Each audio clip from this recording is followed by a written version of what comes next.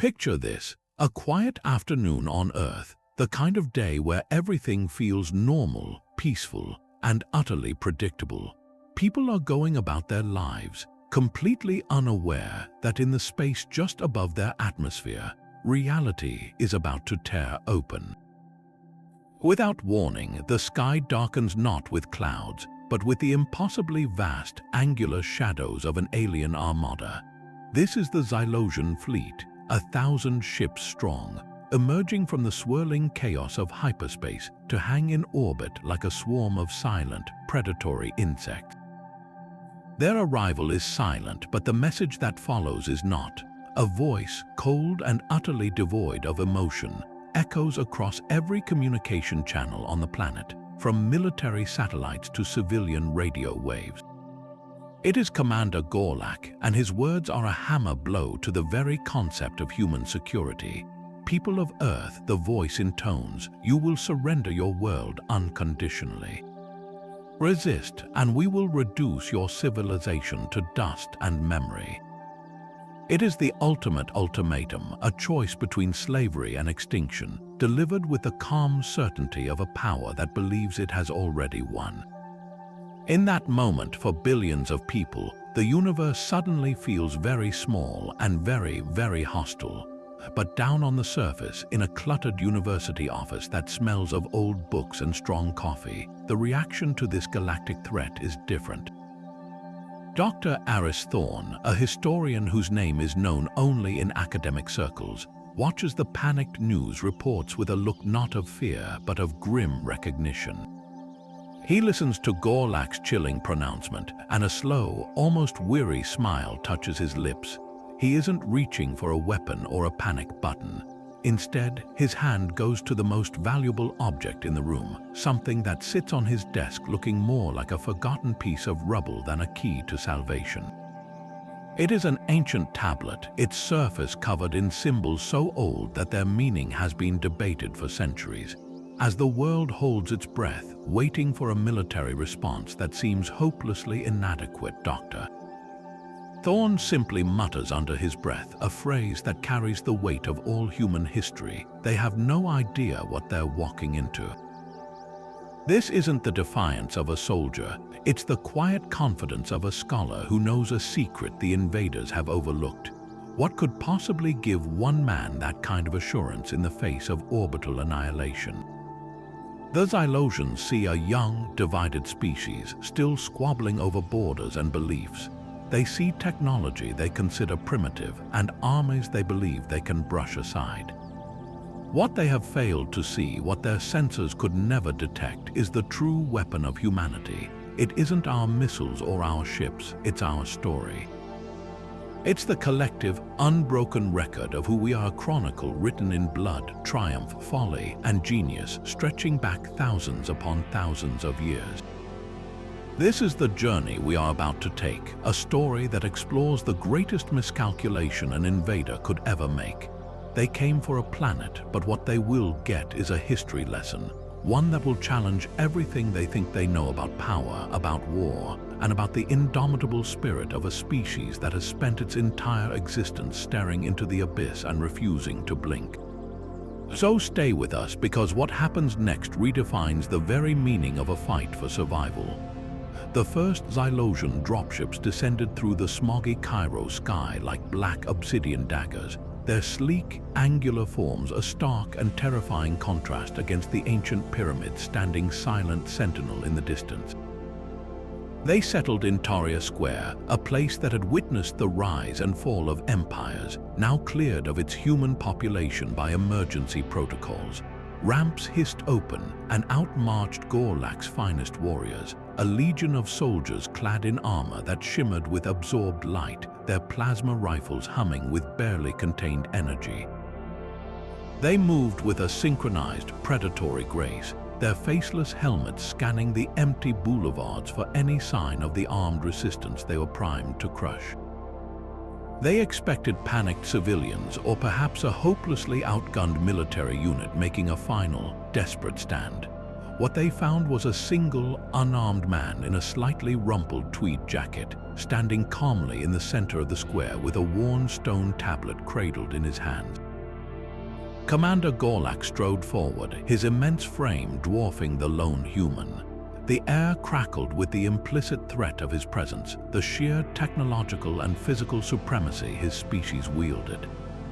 "You are the representative of this world," Gorlak's voice boomed, filtered through his helmet's vocalizer into a sound that was both mechanical and condescending. "Your defiance is illogical. Lay down your arms and acknowledge our dominion." Dr. Aris Thorne didn't flinch. He looked not at the alien warlord, but at the tablet, its surface beginning to pulse with a soft internal light. "You misunderstand, Commander," Thorne replied, his voice remarkably steady, almost conversational. "We are not here to offer defiance. We are here to offer context. You claim to seek conquest, but you are woefully unprepared for the reality of it.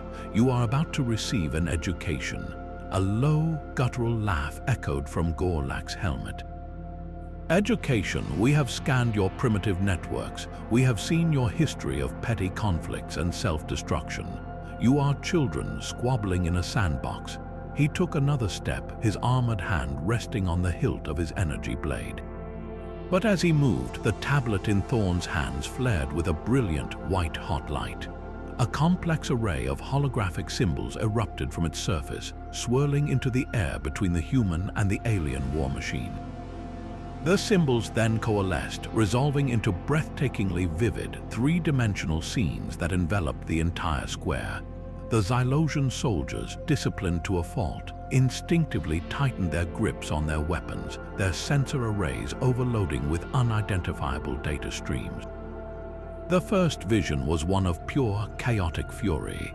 The arid Egyptian air was suddenly filled with the deafening clash of bronze and the screams of men and horses. They were standing at the Battle of Kadesh, witnessing the chariots of Ramesses Roman II smashing into the Hittite lines. A maelstrom of dust, blood, and imperial ambition played out on a colossal scale. Before the aliens could process this, the scene shifted again to the tightly packed phalanxes of Alexander the Great at Gaugamela, a bristling forest of sarissas moving as a single, unstoppable entity to shatter a Persian empire that spanned the known world.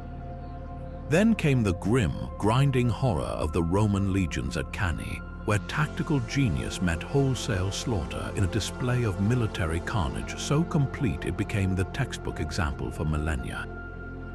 The holograms were not silent recordings, they were immersive experiences. The Xylosians could feel the concussive thump of the war elephants, smell the blood and the sweat, and hear the raw, visceral war cries of thousands of men giving their lives for a patch of dirt, for a king, for an idea. This was not the petty conflict their briefings had described. This was an unbroken, millennia-long symphony of organized violence, a terrifying display of a species that had not just fought, but had perfected the art of war across countless generations, inventing new and horrifying ways to kill one another long before the concept of gunpowder or plasma was even a dream. The arrogant posture of the Xylosian soldiers began to waver. Their unshakable confidence, built on a foundation of superior technology, was being systematically dismantled by a parade of ghosts. They saw in these ancient human faces a ferocity, a sheer stubborn will to fight and die for a cause that their coldly logical minds struggled to compute. They had come to face an enemy they believed was weak and divided, but the glowing tablet was showing them the true, terrifying nature of their opponent, a creature forged in the endless crucible of its own history, a predator that had been honing its teeth since the dawn of its civilization.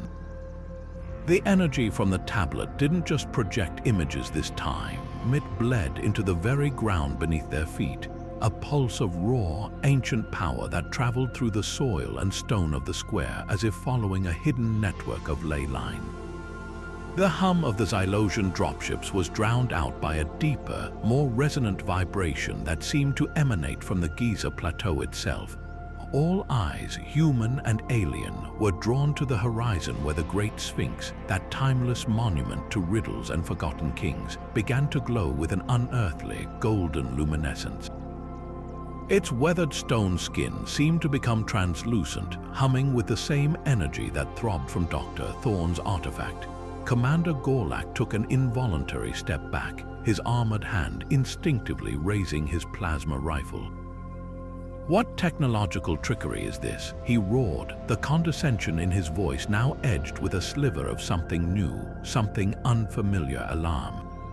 Dr. Thorne stood his ground, his face illuminated by the tablet's gentle, persistent light. "Trickery? No, Commander. This is not a weapon, it is a library. A living, breathing archive of every human life ever lived, every battle ever fought, every tear shed, and every triumph celebrated. Your scans looked for military installations and power grids. They were never designed to read the soul of a species." As he spoke, the ground began to tremble in earnest, not with the force of an explosion, but with the rhythmic, earth-shaking cadence of countless marching feet. From the shimmering air around the square, from the very light pouring from the Sphinx, figures began to materialize. These were not flickering holograms. They were solid, tangible presences, ancient Egyptian warriors in linen kilts and scale armor, their kohl-rimmed eyes staring ahead with an unnerving focus, their spears and shields gleaming as if newly forged. They marched in flawless, silent formation, rank upon rank of them, materializing between the Xylosian soldiers and their dropships, their ghostly yet substantial forms creating an impenetrable phalanx of history made manifest. The confidence of the Xylosian legion, so absolute just moments before, shattered. A low, guttural murmur of disbelief spread through their disciplined ranks. Their sensor suites, designed to analyze energy signatures and composite alloys, went haywire trying to classify what they were witnessing. These warriors were not emitting heat signatures, yet they displaced the air. They made no sound, yet the ground shook with their passage. It was a paradox their logic could not resolve. One of the front-line Xylosian troopers, his training overriding his shock, leveled his plasma rifle at the advancing line of Egyptian infantry and fired. The searing bolt of energy passed clean through the chest of a warrior, who didn't so much as flinch, his form momentarily rippling like water before solidifying once more. The plasma bolt, however, continued its trajectory and struck the armored leg of the trooper standing directly behind the apparition, who screamed and collapsed. They were real enough to be a barrier, yet intangible to direct attack. It was a defense system of pure ontological power, turning their own advanced weaponry against them. Gorlak watched, his features hidden but his stunned stance betraying a complete loss of tactical comprehension. This was not a battle he had been trained for. You cannot negotiate with a memory. You cannot intimidate a ghost. The unshakable foundation of his invasion, that technological supremacy guaranteed victory, was crumbling into dust before an army that had turned to dust millennia ago. The sheer, terrifying implication began to dawn on him. Humanity's greatest defense was not something they had built, but something they were. Their past was not a record of defeat. It was an active, living arsenal and doctor. Aris Thorne had just opened the armory. The air in the square, already thick with the psychic residue of ancient battlefields, now seemed to warp around a new point of focus. The chaotic montage of warfare coalesced, the swirling symbols from the tablet resolving into a single, towering figure. He was clad in the formal regalia of an Egyptian pharaoh. The striped Neem's headcloth, the braided false beard of divinity, and the crook and flail crossed over his chest. His form was a construct of light and energy, yet it radiated an authority so palpable it felt like a physical weight. This was Ramses the Great, the Ozymandias of legend, and when his holographic eyes locked onto Commander Gorlak, his voice boomed across the square not as a recording, but as a direct address from the depths of time itself. "You cross the void in your metal ships," the pharaoh's voice echoed, each word dripping with a scorn born of 3,000 years of imperial certainty. You believe your fire and your engines make you conquerors. We built empires under the sun that endured for millennia. Your dominion is but a whisper against our echo. As he spoke, the projection surrounding him sharpened with impossible clarity, plunging the Xylosians directly onto the dusty plains of Kadesh. They were no longer observers, they were on the battlefield. They saw the Hittite chariot surge forward, a seemingly unstoppable wave that threatened to engulf the Egyptian forces. But then they witnessed the response, not a blind, chaotic brawl, but a masterpiece of military deception and real-time adaptation. They saw Ramses isolated with his personal guard, not retreating in panic but launching a desperate, calculated countercharge to buy time. They watched as his fragmented divisions, thought to be routed, instead reformed with disciplined speed into new defensive formations, turning a potential catastrophe into a stalemate that would be commemorated for centuries.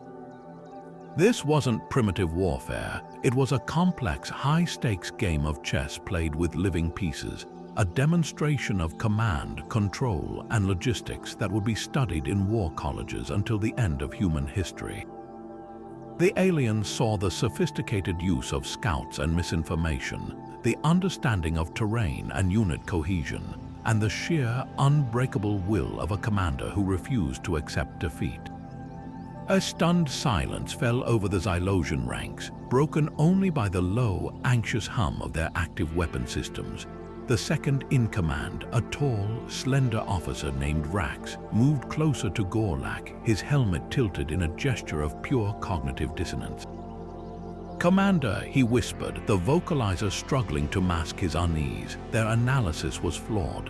This is not the disorder of savages. The tactical prediction algorithms have no data points for this level of individual command initiative combined with such large-scale unit discipline.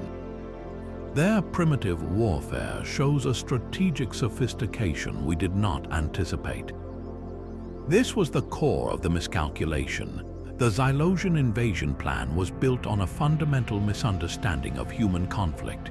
They had seen the wars of the 20th and 21st centuries with their drones and missiles and assumed that earlier conflicts were simpler, cruder affairs.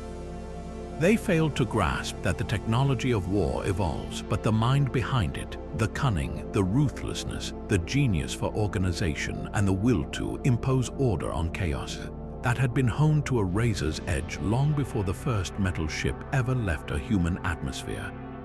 Ramses Roman, too, was demonstrating that the essence of conquest had nothing to do with the range of a plasma rifle, and everything to do with the scope of a leader's ambition and the quality of his soldiers' training.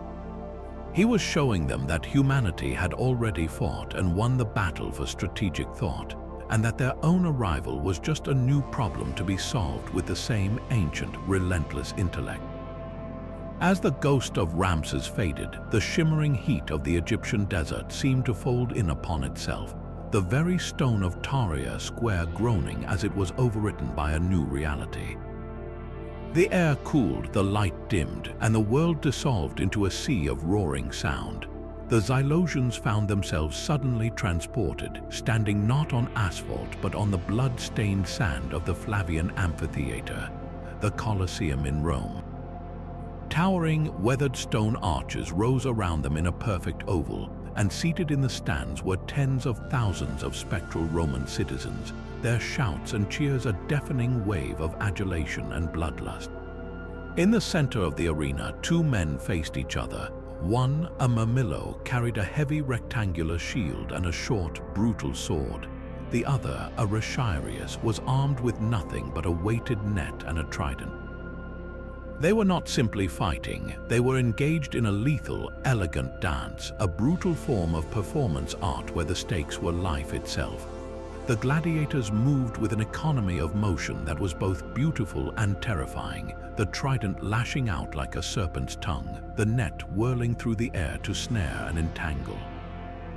It was a raw, public display of individual combat skill, a testament to a culture that had institutionalized violence, turning it into both entertainment and a tool for social control. But the lesson was far from over. As the gladiators' duel reached its climax, the sands of the arena seemed to swallow them, and the scene shifted once more. Now the Xylosians were standing on a vast, windswept plain, watching in stunned silence as a Roman legion assembled with a speed and precision that mirrored their own military drills. The sound was not the roar of a crowd, but the chilling, unified crash of 10,000 armored fists striking 10,000 shields in perfect unison, a display of discipline so absolute it felt like a physical force.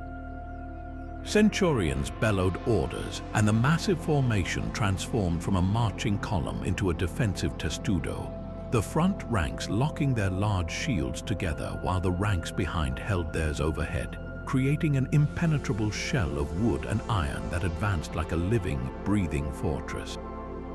It was an engineering solution to the problem of battlefield survival, a piece of applied mass psychology and logistics as sophisticated as any piece of alien technology.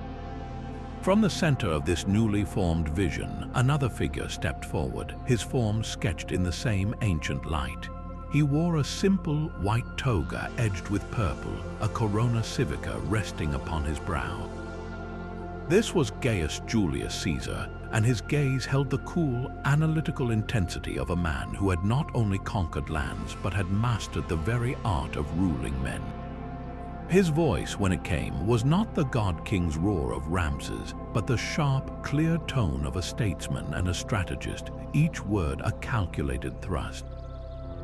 "You speak of uniting your world under a single banner," Caesar stated, his eyes locking onto Gorlak with unnerving precision, a noble, if crude, ambition. But we achieved this not with ships that cross the void, but with words that cross centuries. We built roads that bound 3 continents, forged a system of laws that outlived our empire, and mastered the logistics of governing millions of diverse peoples, while your species was likely still struggling to develop a coherent language.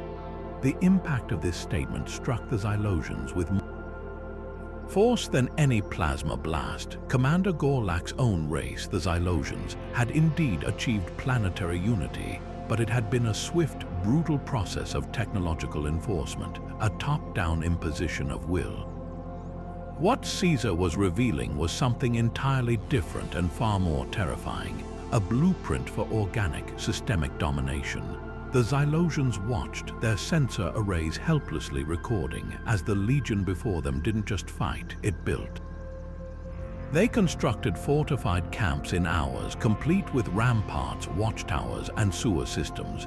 They built bridges across raging rivers. They integrated conquered peoples, offering them citizenship and a stake in the very system that had defeated them. This was not mere conquest. It was a self-perpetuating machine of civilization, a virus of order that replicated itself wherever it went. The Roman Empire's true power wasn't its legions, but its bureaucracy, its ability to administer, to tax, to build, and to culturally assimilate on a scale the Xylosians had never conceived of. Their own superior technology suddenly seemed like a blunt instrument next to this exquisitely crafted, multifaceted tool of enduring power. They had come to Earth believing their advanced weaponry made them masters of the physical realm.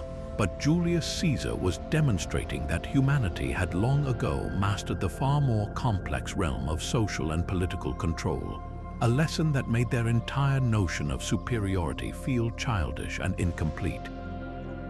The vision of Rome's stone and steel dissolved like a fading echo, but the silence that followed was short-lived.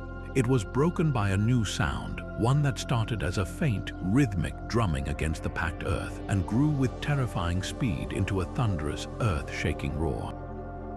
The cool, ordered air of the Colosseum was ripped away, replaced by the biting wind of the Central Asian steppe. The Xylosians, still reeling from the logistical genius of Rome, now found themselves facing a horizon that was moving, a living, breathing wave of horsemen that stretched from one end of their vision to the other. This was the Mongol horde under Genghis Khan, and their arrival was not a disciplined march but a storm of controlled chaos. Thousands of riders clad in leather and fur, their faces grim and their bows already strung, charged forward not in a single, dense mass, but in a fluid, ever-shifting formation that seemed to defy the very principles of military organization. The sound was deafening, the pounding of countless hooves, the high-pitched whistle of arrows already cutting through the air, and a unified, guttural roar that was less a battle cry and more a promise of utter annihilation. Commander Gorlak could only watch, his armored form rigid with a disbelief that was rapidly curdling into something colder, something akin to dread. He saw the tactics unfold not as a historian's recreation, but as a real-time military briefing from hell. The Mongol cavalry didn't engage, they enveloped. They would feign a panicked retreat, luring a segment of their enemy forward, only to have the fleeing riders part like a curtain, revealing a second, fresh wave of archers who would unleash a cloud of arrows with pinpoint accuracy while moving at a full gallop. It was a display of horsemanship and coordinated firepower so advanced it made the Xylosians' own vehicular assault patterns look clumsy and predictable. This wasn't just about killing the enemy, it was about dismantling their will to fight before the first sword ever crossed. They employed psychological warfare with a chilling mastery, using terror as a weapon system. Gorlak's own sensors, designed to track energy signatures and projectile trajectories, were instead mapping the sheer, unnerving efficiency of it all. The way these riders could cover distances his own armored infantry would find challenging, firing backwards over their horses' rungs with an accuracy that defied belief. From the heart of this living tempest, a single rider broke formation and galloped toward the alien command group, his form solidifying from the swirling energy of the vision. He was not a giant, but he sat on his steed with an aura of absolute, unassailable authority that seemed to still the air around him. This was Genghis Khan, and his eyes held the cold, practical fire of the steppe itself. He didn't address Gorlak with the imperial grandeur of a Ramses or the political sharpness of a Caesar. His voice was a low, gravelly rumble, a sound that carried the dust of 1,000 miles of conquest. "You cross the stars to conquer a world," he stated, his gaze sweeping over the advanced armor and glowing weapons of the Xylosian Legion. "We conquered a continent from the back of a horse. You believe your technology makes you swift. My Tumans could ride 100 of your miles between the rising and setting of your sun, and still have the strength to burn a city to the ground." He gestured with a hand towards his endlessly maneuvering armies. "Your dominion is built on ships. Ours was built on speed, on endurance, and on the absolute certainty that to be slow is to be dead." A hushed, awed whisper crackled over Gorlak's internal comms. It was his chief weapons officer, a Xylosian who had, until this moment, believed in the infallible supremacy of their plasma cannons and orbital bombardments. "Commander," the officer breathed, the vocalizer struggling to contain his shock. "Their logistical models, our analysts are rerunning the simulations. The speed of their strategic redeployment, the decentralized command structure allowing for such fluid tactics, they achieved a form of global domination without ever leaving their own atmosphere. Their entire war machine was fueled by grass and dried meat. This was the final, crushing blow to the Xylosian paradigm. The Mongols had built the largest contiguous land empire in human history, not with superior material technology, but with a revolutionary doctrine of warfare. They had mastered mobility and intelligence, creating a communication network of arrow-riding messengers that could relay information across thousands of miles faster than any government on Earth at the time. They had integrated the engineers and scholars of every culture they conquered, turning captured knowledge into new siege weapons and administrative techniques. They were a learning, adapting organism, and their success was a terrifying testament to the fact that the sharpest weapon in any arsenal is not the one that fires the farthest, but the mind that understands how to use it most effectively. The Xylosians had come to Earth expecting to fight a static, technologically inferior enemy. Instead, Genghis Khan was showing them an enemy that was everywhere and nowhere at once, an enemy whose greatest strength was its relentless, terrifying momentum. The howling winds of the steppes softened and faded, the last echoes of the Mongol horde giving way to a profound, unsettling quiet. But this silence was short-lived, broken by the deep, resonant groan of stone grinding against stone. The sky above the Xylosians darkened, not with clouds, but with the imposing silhouettes of towering keeps and crenellated battlements that pierced the heavens. In moments, the entire landscape was transformed. Where there had been an open square, there now stood a massive curtain wall, its surface scarred by time and conflict. Moats and baileys rose from the ground, surrounded by deep, water-filled moats. This was the age of the castle, and Europe's formidable fortresses were materializing around the alien invaders as if they had stood for centuries. From atop these walls, armored knights looked down, their plate mail gleaming dully in the strange, hybrid light of the present and the past, their lances and broadswords looking no less deadly for their antiquity. The Xylosians watched as these castles became the centerpiece of a new, gruesome form of theater. Siege engines of incredible ingenuity were assembled before their eyes. Massive trebuchets, their counterweights dropping with a sickening crunch, launched projectiles the size of small cars in high, arcing trajectories to smash against fortified walls. Siege towers, multi-storied wooden behemoths on wheels, rolled forward under a hail of arrows, while miners dug tunnels below the foundations to collapse them from within. They witnessed the brutal, close-quarters combat on the ramparts, where men fought with poleaxes and maces in a confined, bloody shoving match where every inch of ground was paid for in lives.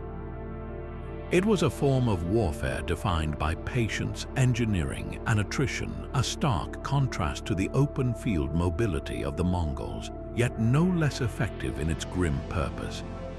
This was not a swift conquest, it was a slow, inexorable grinding down of an opponent's will and resources, a testament to a different kind of endurance. From the highest tower of the central, most imposing castle, a new figure emerged. She was not a king or an emperor, but a young woman clad in polished white armor, her banner bearing the lilies of France. Her form was etched in the same luminous energy, but her presence carried a different weight, a burning, transcendent conviction that seemed to radiate from her very core. This was Joan of Arc. She looked down upon Commander Gorlak and his legion, and when she spoke, her voice was clear and sharp, cutting through the din of the siege with an unshakable faith. "You crossed the stars to claim a world for your empire," she declared, her gaze unwavering. "We fought for our God, for our king, and for the soul of our homeland. We faced fire and steel with a conviction that your cold hearts cannot fathom.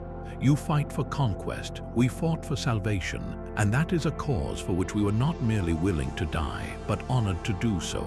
As her words hung in the air, the scene around the Xylosians fractured into a dual vision of holy and nationalistic fury. On one side, they were plunged into the fervor of the Crusades. They saw knights adorned with the cross, marching into the harsh deserts of the Holy Land, driven not by the promise of land or wealth, but by an unshakable belief in a divine cause. They witnessed the brutal fighting at the walls of Jerusalem, where faith became a weapon as potent as any sword, fueling a violence that was both horrific and, to the participants, utterly righteous. Simultaneously, they were thrust into the protracted misery of the 100 Years' War, watching as English longbowmen unleashed clouds of arrows that darkened the sky at Agincourt, and French cavalry charged into a hail of them, all for the abstract concept of a crown and a national identity. This was the revelation that finally broke the Xylosians' analytical framework. Until now, they had witnessed military genius, logistical mastery, and terrifying mobility.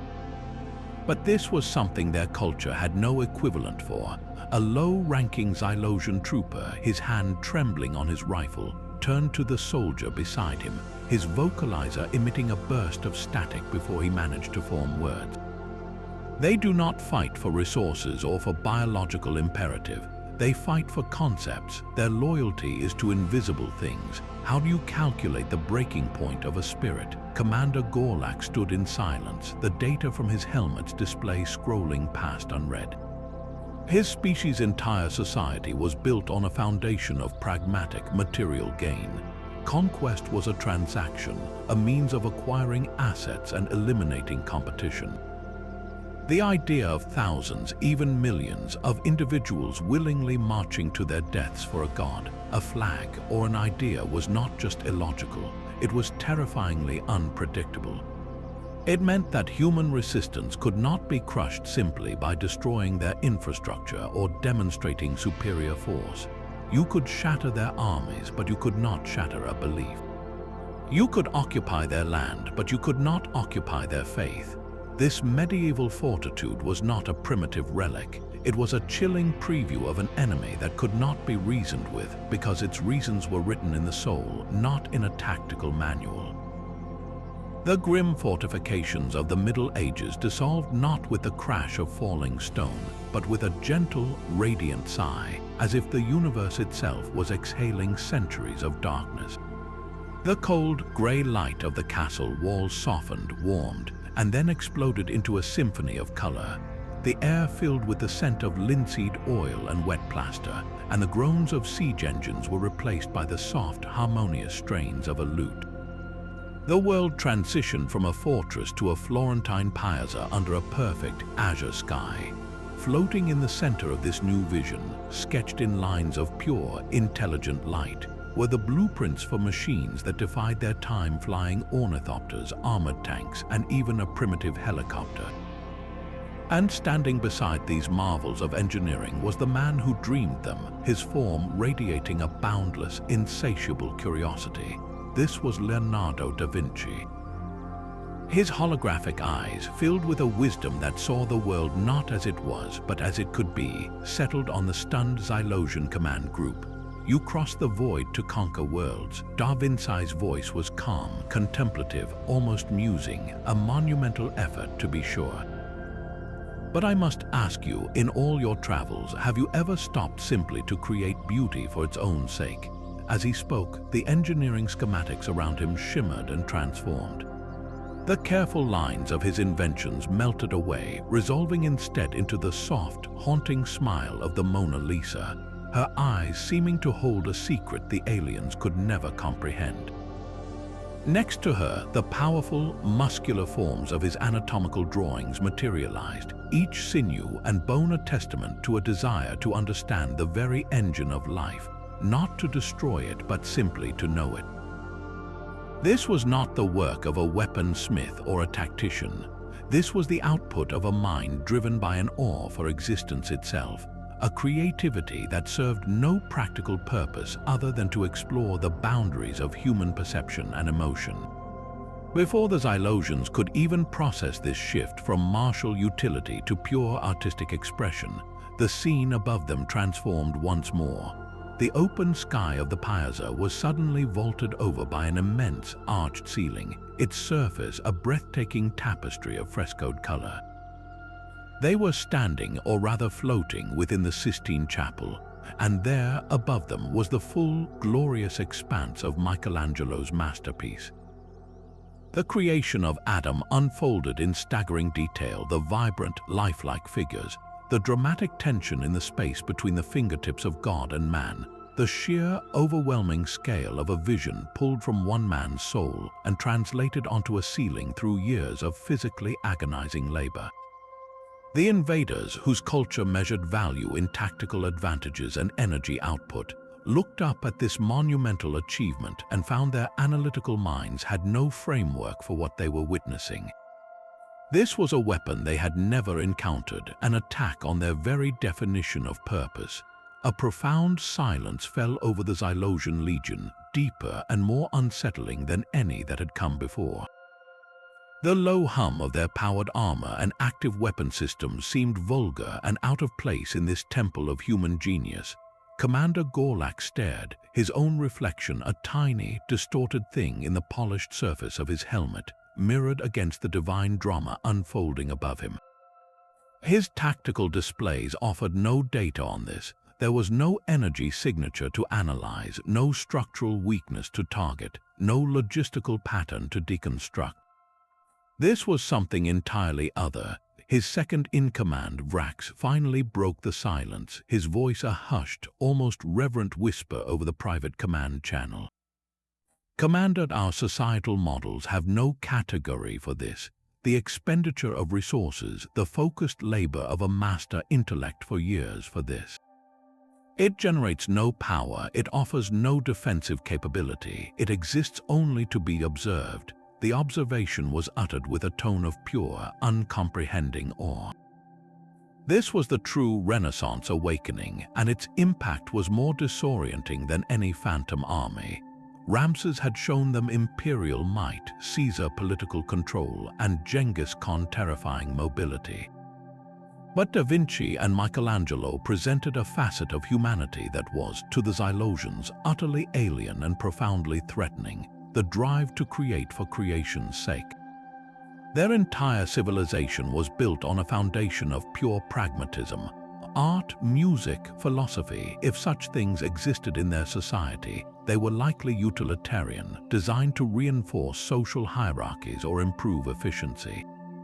The concept of spending a lifetime perfecting the play of light on a woman's smile, or contorting one's body for years to paint a religious narrative on a ceiling, was an illogical, almost wasteful application of consciousness.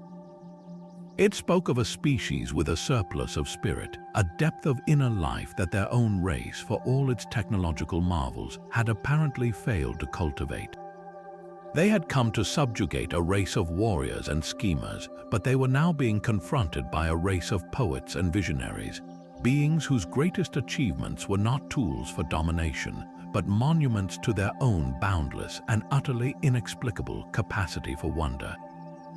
The luminous echoes of the Sistine Chapel dissolved not into darkness, but into the rhythmic, hypnotic sound of waves crashing against a wooden hull. The solid stone of the piazza seemed to liquefy, transforming beneath the Xylosians' feet into the heaving, wet deck of a ship. The air grew thick with the salty tang of the sea and the creak of aged timber. All around them, the horizon stretched into an endless, terrifying expanse of blue, punctuated only by the white caps of waves. Materializing from the glowing energy were three small, weather-beaten caravels, their sails billowing in a phantom wind, looking impossibly frail against the vastness of the ocean. This was the Victoria, the Trinidad, and the Concepcion, and they were embarking on the most audacious voyage in human history. A figure stood at the prow of the lead ship, his form etched in the same seafaring light, gripping the rail as he stared into the unknown. This was Ferdinand Magellan, and when his voice rang out, it carried not the weight of imperial command, but the fierce, unwavering drive of a man consumed by a question.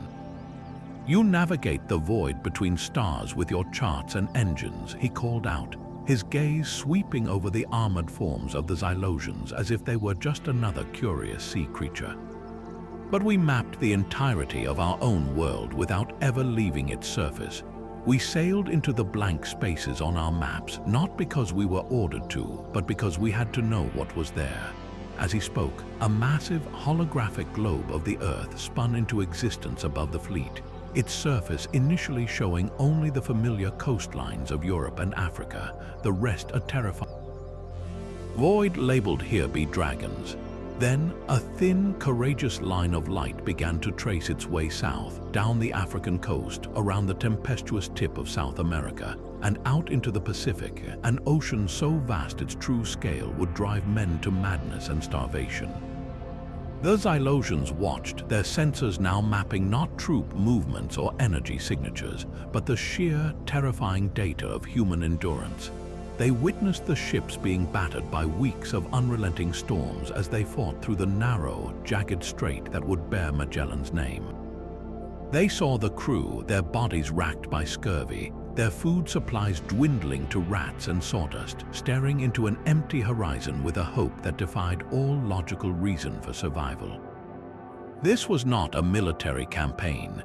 There were no enemies to fight, no resources to plunder, only the implacable, indifferent fury of nature itself. The humans were pitting their fragile, wooden vessels and their own fragile bodies against the planet, driven by a force the Xylosians' analytical minds struggled to categorize. It wasn't necessity, it was a pure, unadulterated curiosity, a need to solve the greatest puzzle of their existence. Commander Gorlak observed the spectral fleet, his own reflection a tiny, armored speck in the swirling holographic waters. A profound and unsettling thought began to form in his mind, one that his culture's dogma had never allowed. The Xylosian expansion across the galaxy had been a process of relentless, pragmatic militarism. They identified a world with resources, they calculated the required force, and they subdued it. Their star charts were not maps of discovery, but inventories of acquisition. They crossed light years, but they never truly explored. They never ventured into the unknown simply to see what was there. Gorlak's own people had likely passed by 1,000 wonders, strange nebulae, planets with bizarre biospheres, archaeological ruins of dead civilizations without a second thought, because their scanners showed no immediate tactical or material value. Their journey through the cosmos was a business transaction. Humanity's journey across a single ocean was an epic poem. A low, contemplative murmur came from his science officer, a Xylosian who had until now viewed Earth's inhabitants as fascinating biological specimens. "Commander," the officer said, his voice laced with a newfound respect, their motivation, it appears, to be intrinsic. The dopamine and serotonin analogues in their neural chemistry would not sustain such prolonged hardship for a material reward that was so uncertain.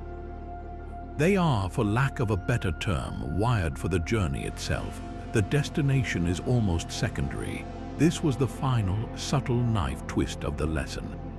Magellan himself would never complete the circumnavigation. He would die in a petty skirmish in the Philippines. But his crew, driven by that same inexplicable spark, would press on, and one single ship, the Victoria, would eventually return to Spain with 18 survivors, having done the impossible. They had not conquered a new land or defeated a great enemy. Their victory was knowledge. They had proven the world was round, had revealed the true scale of the Pacific, and had connected the globe into a single, navigable entity. They had changed humanity's understanding of its own home forever, and they had done it for no other reason than because they could. As the ghostly ships faded into the mist, leaving only the echo of lapping waves, Gorlak was left with the chilling realization that his species, for all its power, had never truly looked at the stars with wonder, only with ambition. They had mastered space, but they had never truly sought to understand it. The vast, silent ocean faded, its last phantom wave dissolving into a new kind of energy, not the restless surge of the sea, but the electric crackle of political awakening. The salty air was swept away by the scent of gunpowder and damp winter earth. The Xylosians found themselves standing on a frozen, windswept river, the Delaware, while simultaneously, the very ground beneath them seemed to stretch and warp, transporting them to the sun-baked, mountainous plains of Boyacá.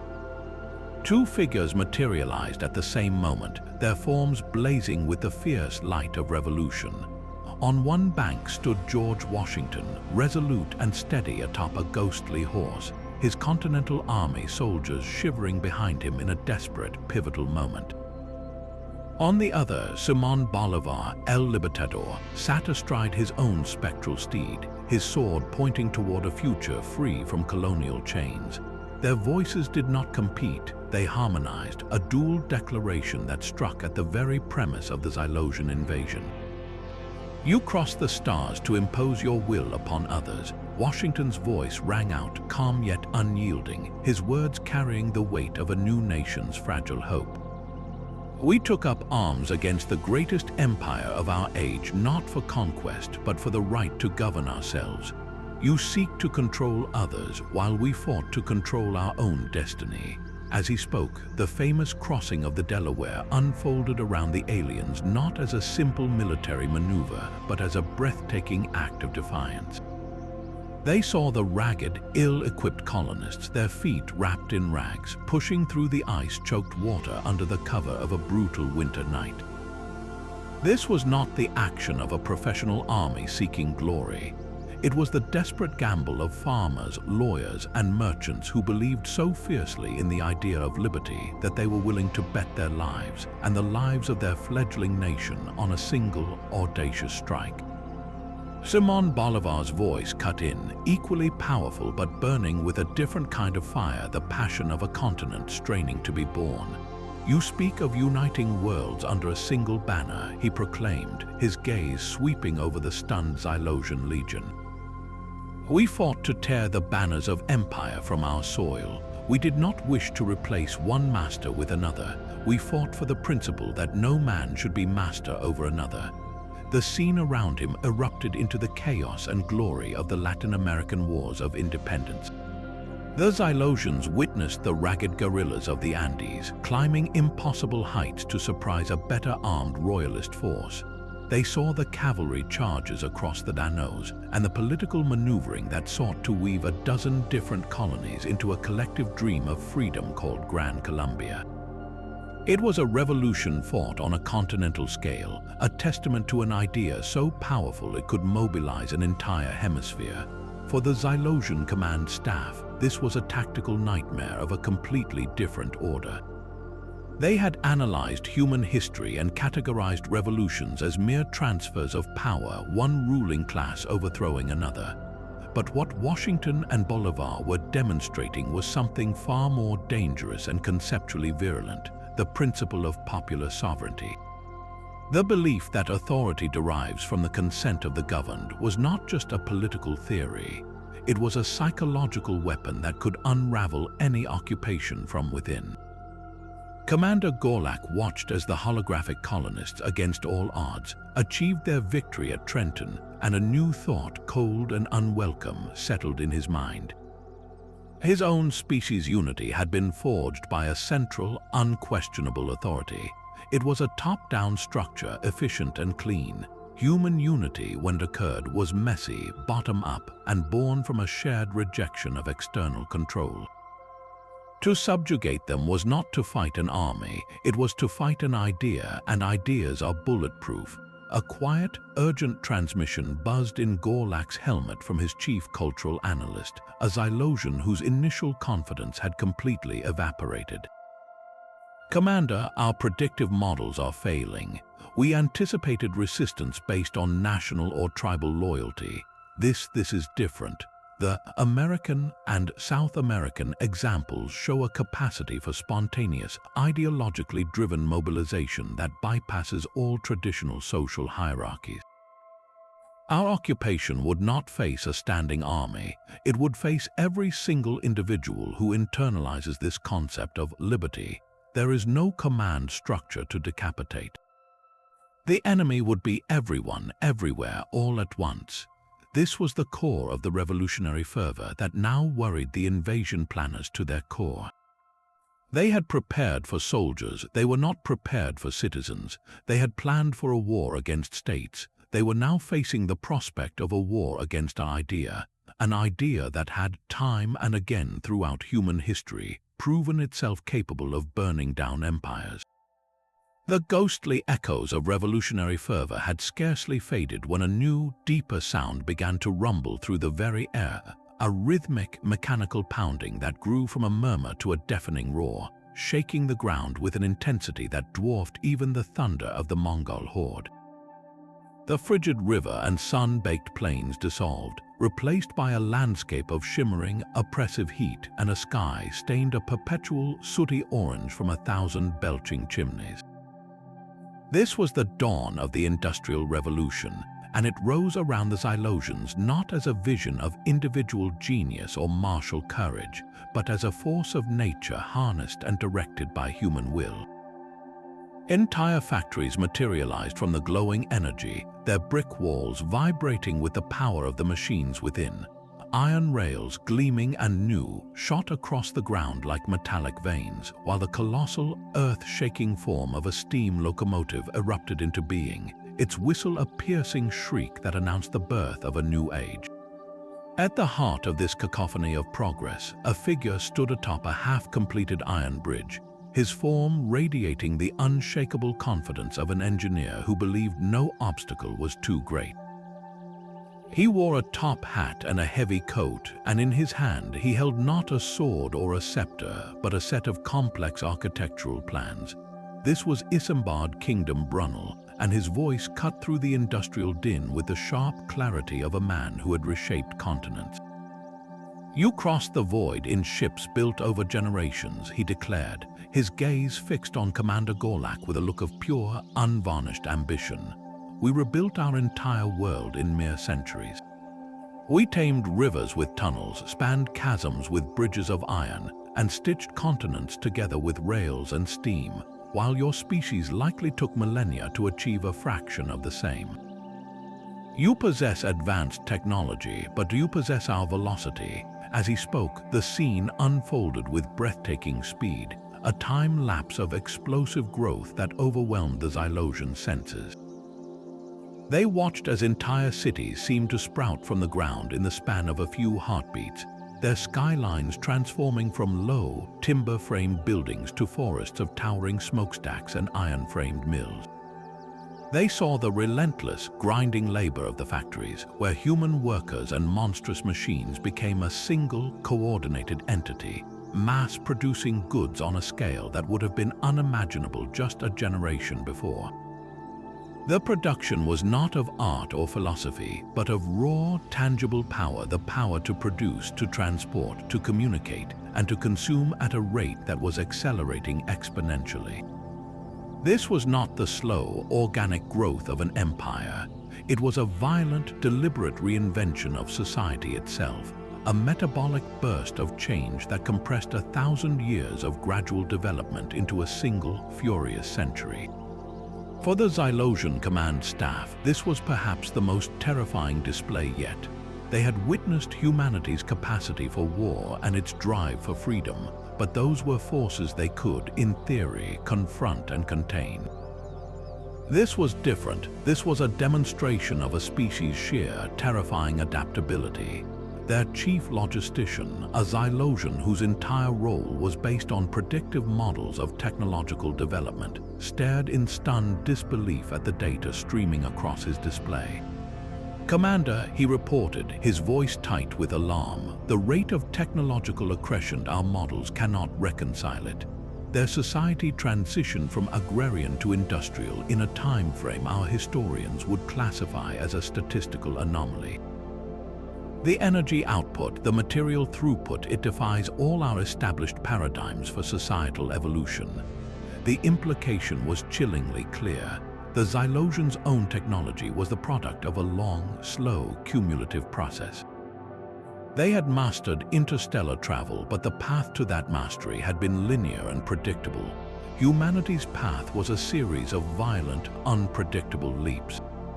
They had gone from sailing ships to steamships, from hand looms to power looms, from messengers to telegraphs, in the blink of a galactic eye.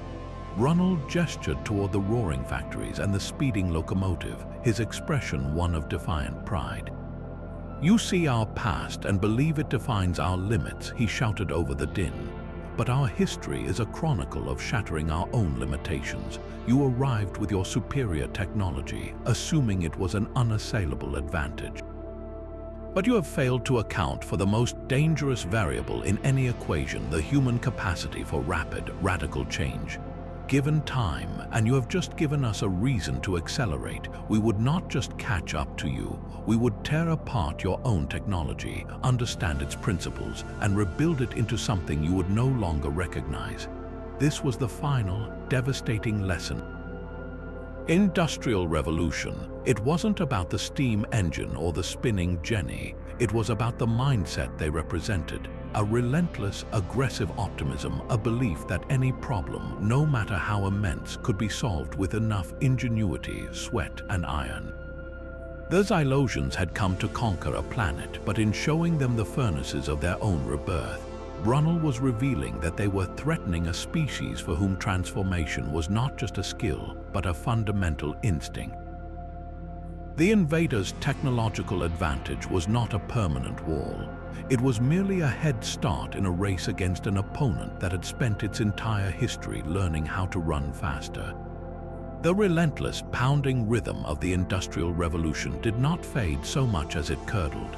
its creative energy twisting into a new, horrifying form. The roaring furnaces and clattering machinery dissolved into the low, constant rumble of distant artillery. The air, once thick with coal smoke, now choked with the acrid, metallic tang of high explosives and the faint, sickly sweet smell of decay. The world around the Xylosians collapsed inward, the open sky replaced by the oppressive, muddy walls of a trench. This was the Western Front of the First World War, and it was a vision of hell rendered in monochrome and misery. They stood in a quagmire of mud and splintered wood, surrounded by spectral soldiers caked in filth, their eyes hollow with a fatigue that went deeper than bone. The sporadic crack of a sniper's rifle was punctuated by the sudden, earth-shaking detonation of a heavy shell, sending geysers of dirt and terrible fragments of steel skyward. This was not the glorious, sweeping cavalry charge or the disciplined phalanx. This was industrialized slaughter, a grinding, attritional nightmare where miles of ground were paid for with hundreds of thousands of lives. The Xylosians witnessed the terrifying innovation born from this stasis, the first tanks, these clumsy, iron monsters crawling across no man's land, impervious to rifle fire. The first widespread use of aircraft for reconnaissance and then for dropping death from above. And most horrifying of all, the creeping, yellow-green clouds of chlorine and mustard gas that silently poisoned the very air. Weapon that attacked the body in its most fundamental, helpless state. This was humanity's capacity for destruction systematized, turned into a vast, impersonal factory of death.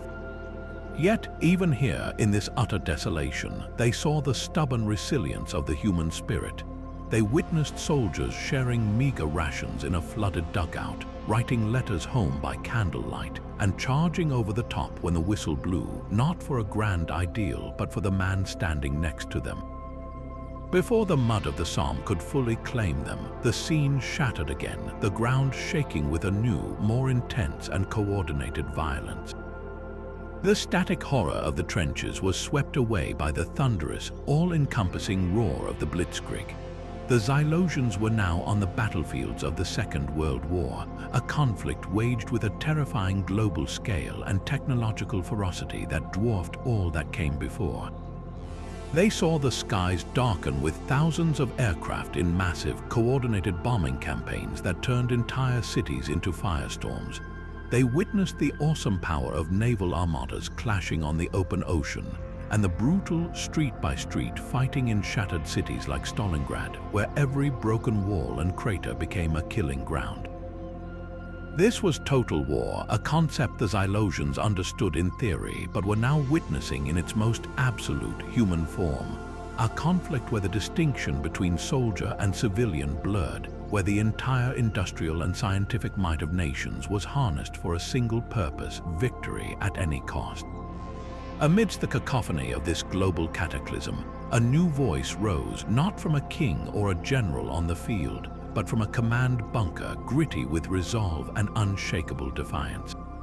It was the voice of Winston Churchill, and his words, etched in the very air, were a blunt instrument of national will. We shall fight on the beaches, we shall fight on the landing grounds, we shall fight in the fields and in the streets, we shall fight in the hills, we shall never surrender.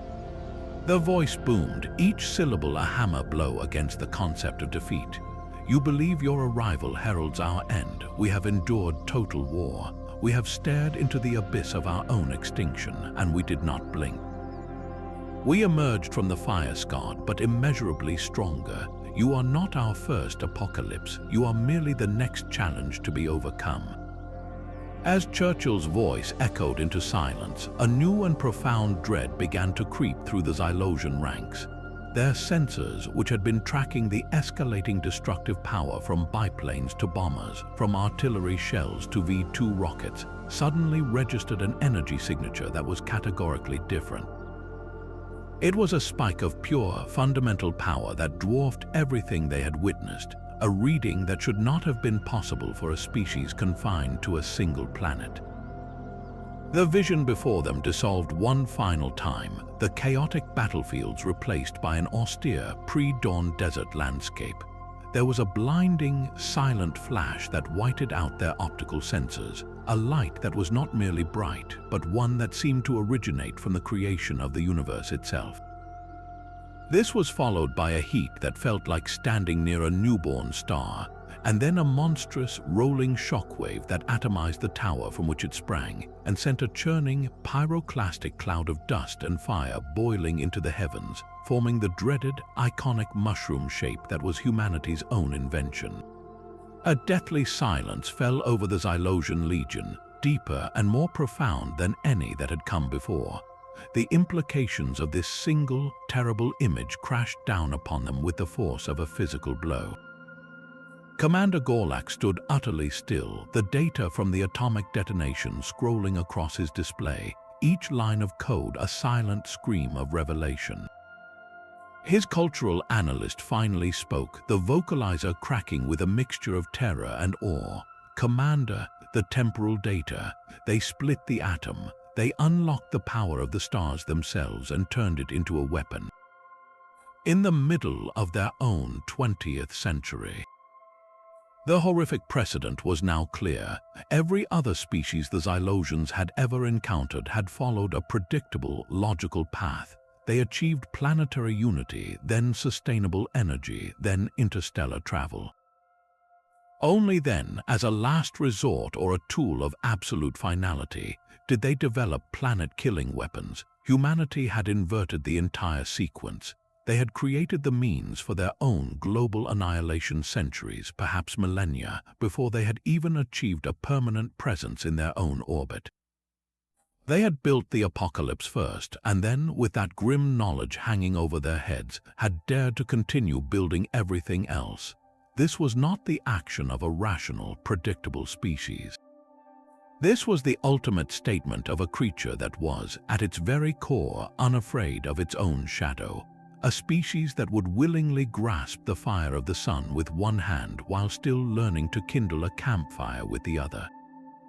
The Xylosians had come to conquer a world, but the blinding light of the Trinity test revealed they were threatening a people who had already made peace with the end of the world and had chosen to keep living anyway. The stark, terrifying silence left by the atomic flash was broken not by another explosion, but by the grinding, mechanical sound of concrete and barbed wire forcing its way up from the ground. The desert sands of the test site hardened and cracked, replaced by rain-slicked cobblestones under a gray, oppressive sky. A grim, graffiti-scarred wall began to materialize, slicing directly through the center of the holographic landscape, dividing streets, buildings, and even the very light itself. This was the Berlin Wall, a physical manifestation not of war, but of a cold, ideological stalemate that had held the entire world hostage. On one side, spectral figures in drab clothing looked longingly through the barrier. On the other, guards in watchtowers scanned the no-man's land with cold, impersonal efficiency. It was a monument to a planet divided against itself, a species that had achieved the power to destroy itself a dozen times over and had chosen instead to build a cage. Then a new voice cut through the tension, young, resolute, and brimming with a different kind of strength. It was the voice of President John F. Kennedy, and his words, spoken to a world holding its breath, now echoed for the alien invaders. "We stood at the brink of annihilation," his voice declared, clear and firm, and chose to step back. The statement was simple, but its implications were earth-shattering for the Xylosians. They had just witnessed humanity's capacity for unimaginable violence, a power they themselves wielded without compunction. But this was something new. This was restraint. This was the conscious, deliberate choice not to use ultimate power, even when faced with an existential threat. For a species whose entire culture was predicated on the logical application of maximum force, the concept of holding back, of choosing a path away from certain victory through destruction, was utterly illogical. It suggested a value system that placed something, principles, the future, the lives of others above the simple calculus of win or lose. As Kennedy's voice faded, the gray Berlin sky above them suddenly filled with a new and brilliant light. The oppressive wall seemed to shrink, becoming a mere line on a glowing, spinning globe, and the focus shifted from a planet divided to a species united in a single, audacious goal. The holographic projection erupted with the fiery, controlled violence of a rocket launch. They saw the sleek, towering form of the Saturn V, a pillar of flame and thunder punching its way through the atmosphere, a testament to the same engineering genius that had built the bombs now aimed at the heavens. They witnessed the grainy, black and white footage of a human footprint on the desolate, gray powder of the lunar surface, an image of profound isolation and staggering achievement. This was the space race, and it unfolded before the Xylosians as the ultimate paradox.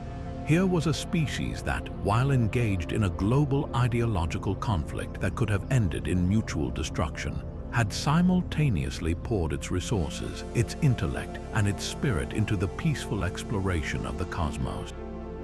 Commander Gorlak watched, his mind reeling as the two narratives, the divided Earth and the united reach for the moon, played out simultaneously. His tactical processors struggled to compute the data. His own people's history was a linear progression: achieve power, eliminate rivals, consolidate control. Humanity's path was a tangled, contradictory web. They built walls and they built bridges into space, often at the exact same time. They harbored the deepest suspicions of their own kind while collaborating globally to launch their representatives into the void.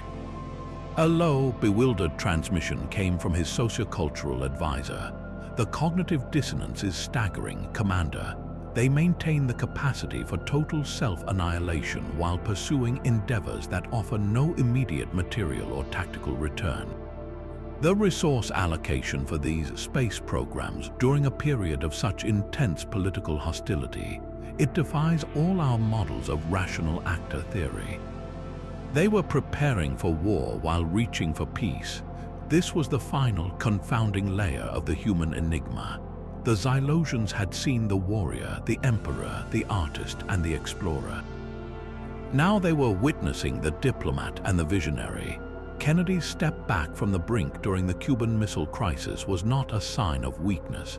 It was a demonstration of a sophistication in conflict resolution that went beyond simple domination. And the drive to land on the moon was not a military maneuver. It was a statement of purpose. It was humanity looking at its own fragile, fractured world and deciding that its destiny lay not in the mud of its trenches, but in the dust of other worlds. They were a species that carried its own graveyard in one hand and a blueprint for the stars in the other, and saw no contradiction in the act. The aliens had come to subjugate a planet they believed was ripe for conquest, but the Cold War stalemate and the triumphant launch of Apollo 11 revealed a far more daunting truth.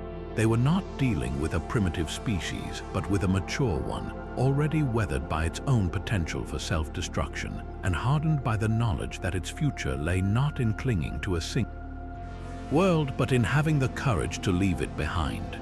The grim, concrete reality of the Cold War fragmented, its monolithic structures dissolving not into dust, but into a billion points of pure, shimmering light.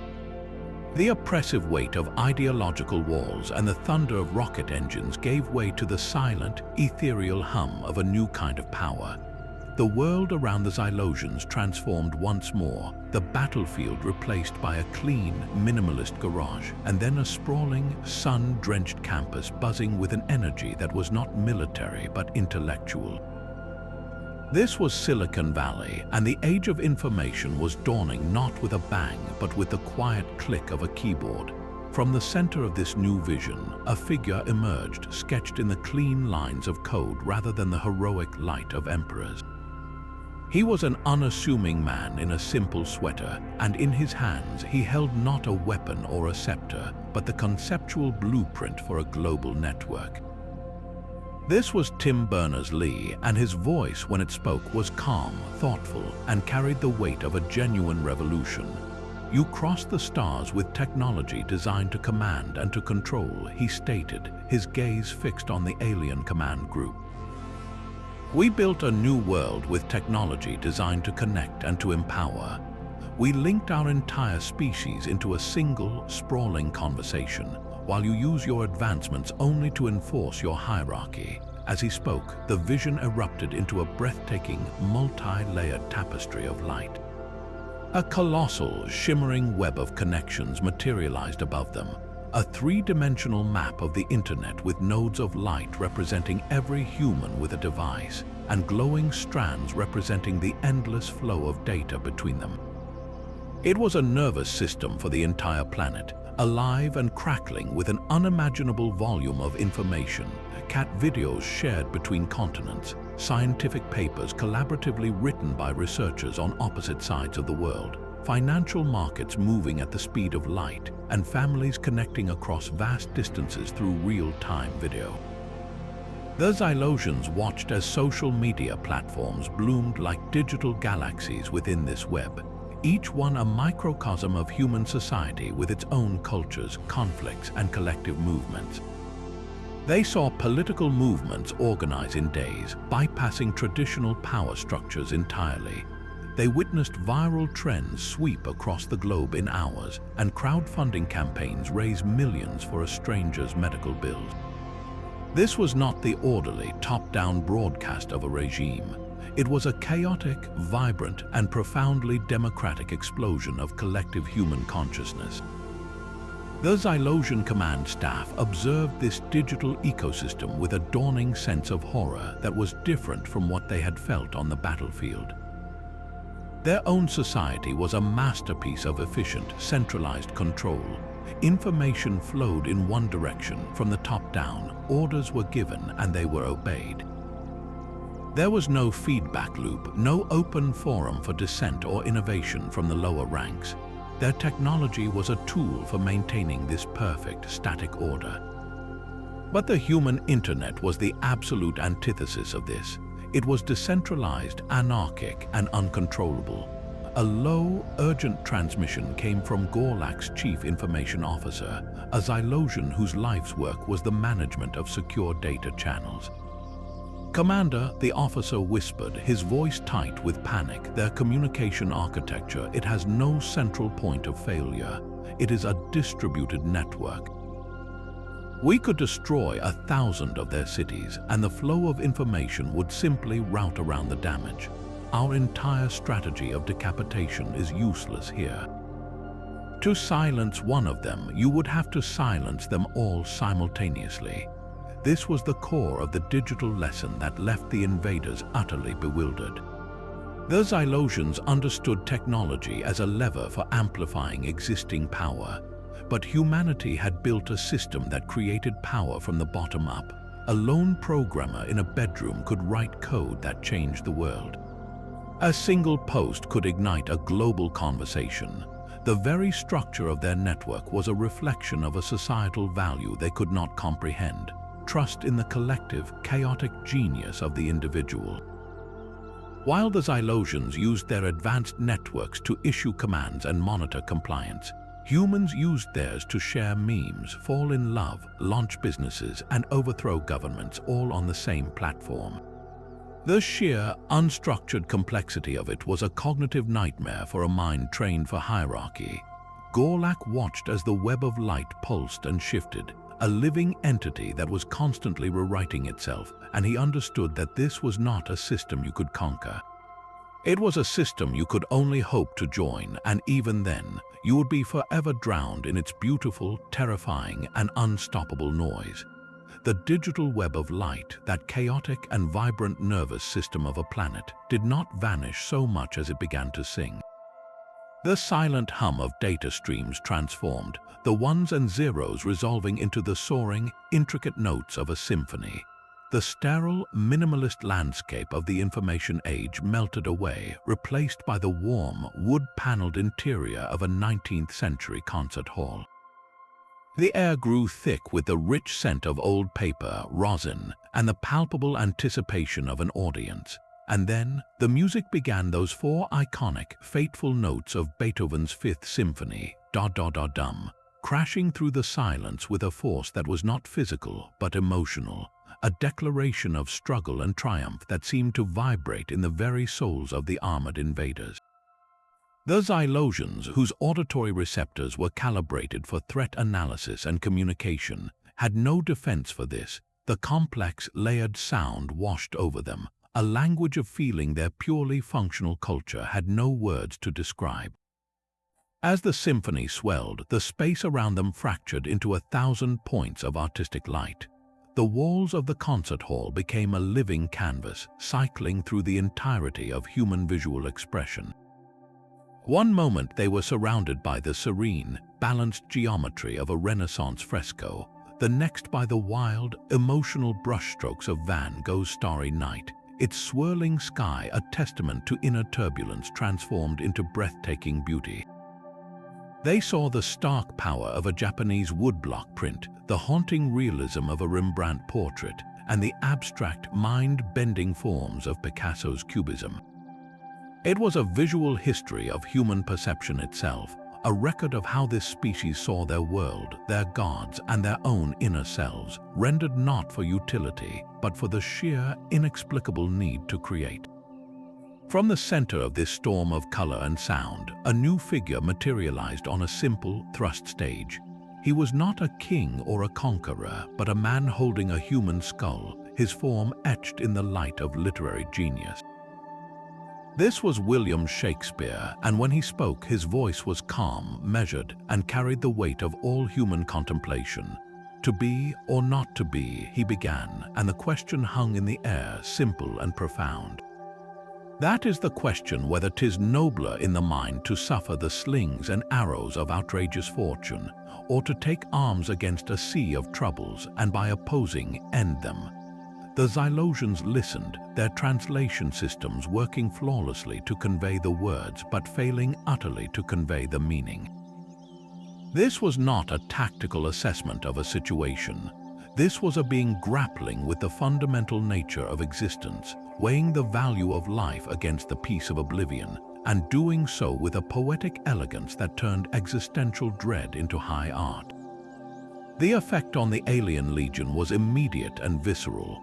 The soldiers who had not flinched at phantom armies or atomic fire now stood transfixed, their weapon arms slackening. The rigid, synchronized posture of their ranks softened into a collection of individuals, each helmet tilted in a unique posture of bewitched confusion. They were not being attacked, they were being given a gift, and they had no framework to receive it.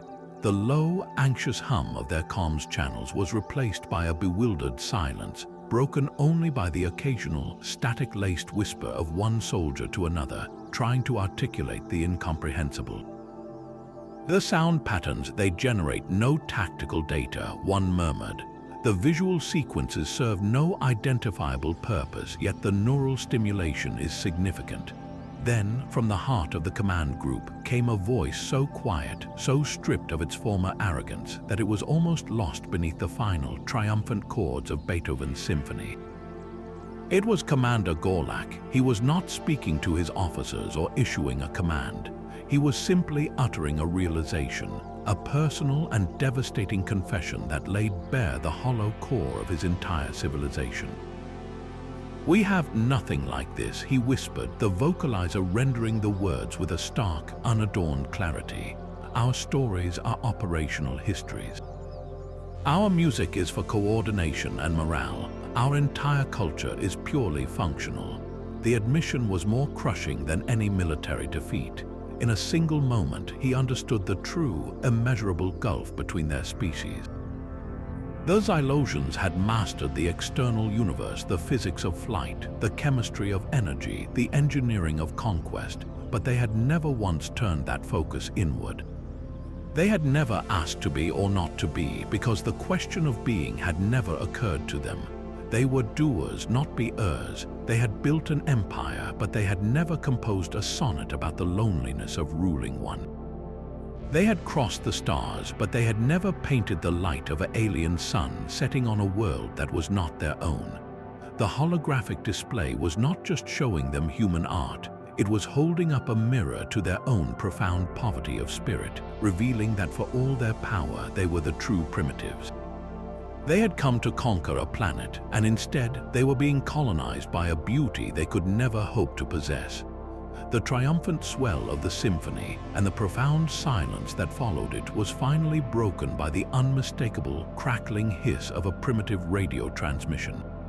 The concert hall dissolved into the stark, utilitarian interior of a tiny, spherical spacecraft, its walls a maze of analog dials and manual switches.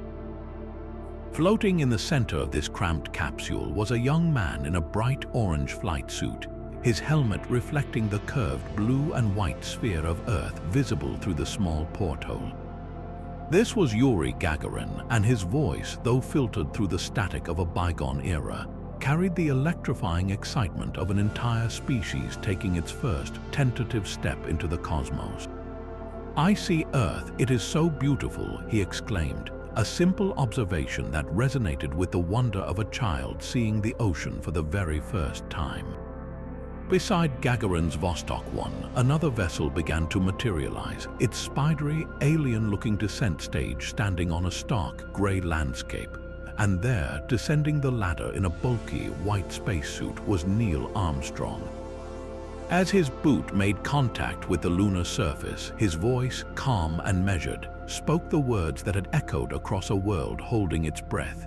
"That's one small step for man, one giant leap for mankind." He turned his viscid gaze from the lunar dust to the stunned Xylosian commander. "We reached for the stars not to conquer, but to understand," Armstrong stated. His words a quiet, yet devastating, rebuttal to the very premise of the alien armada's existence. "We went in peace for all mankind." As he spoke, the vision expanded dramatically above the entire square.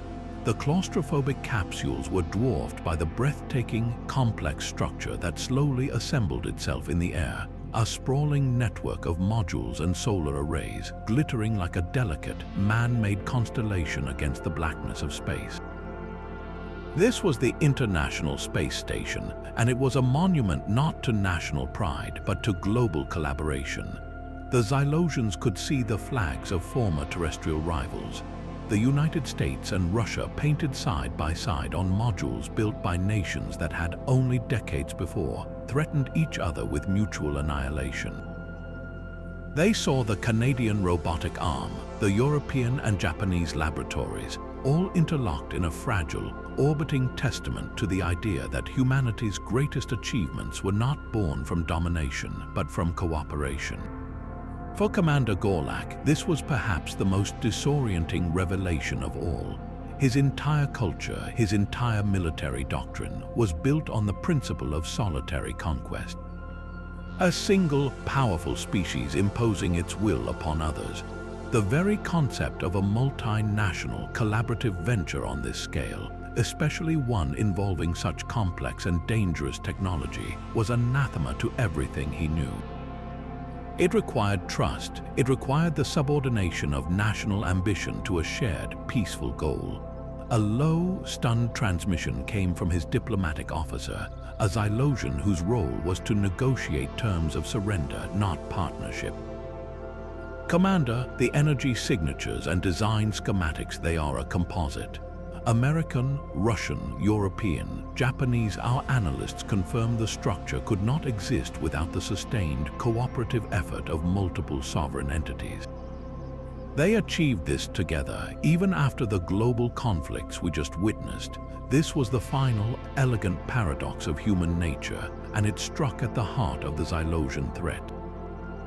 The invaders had seen humanity's capacity for horrific war, but they were now witnessing its capacity for profound peace.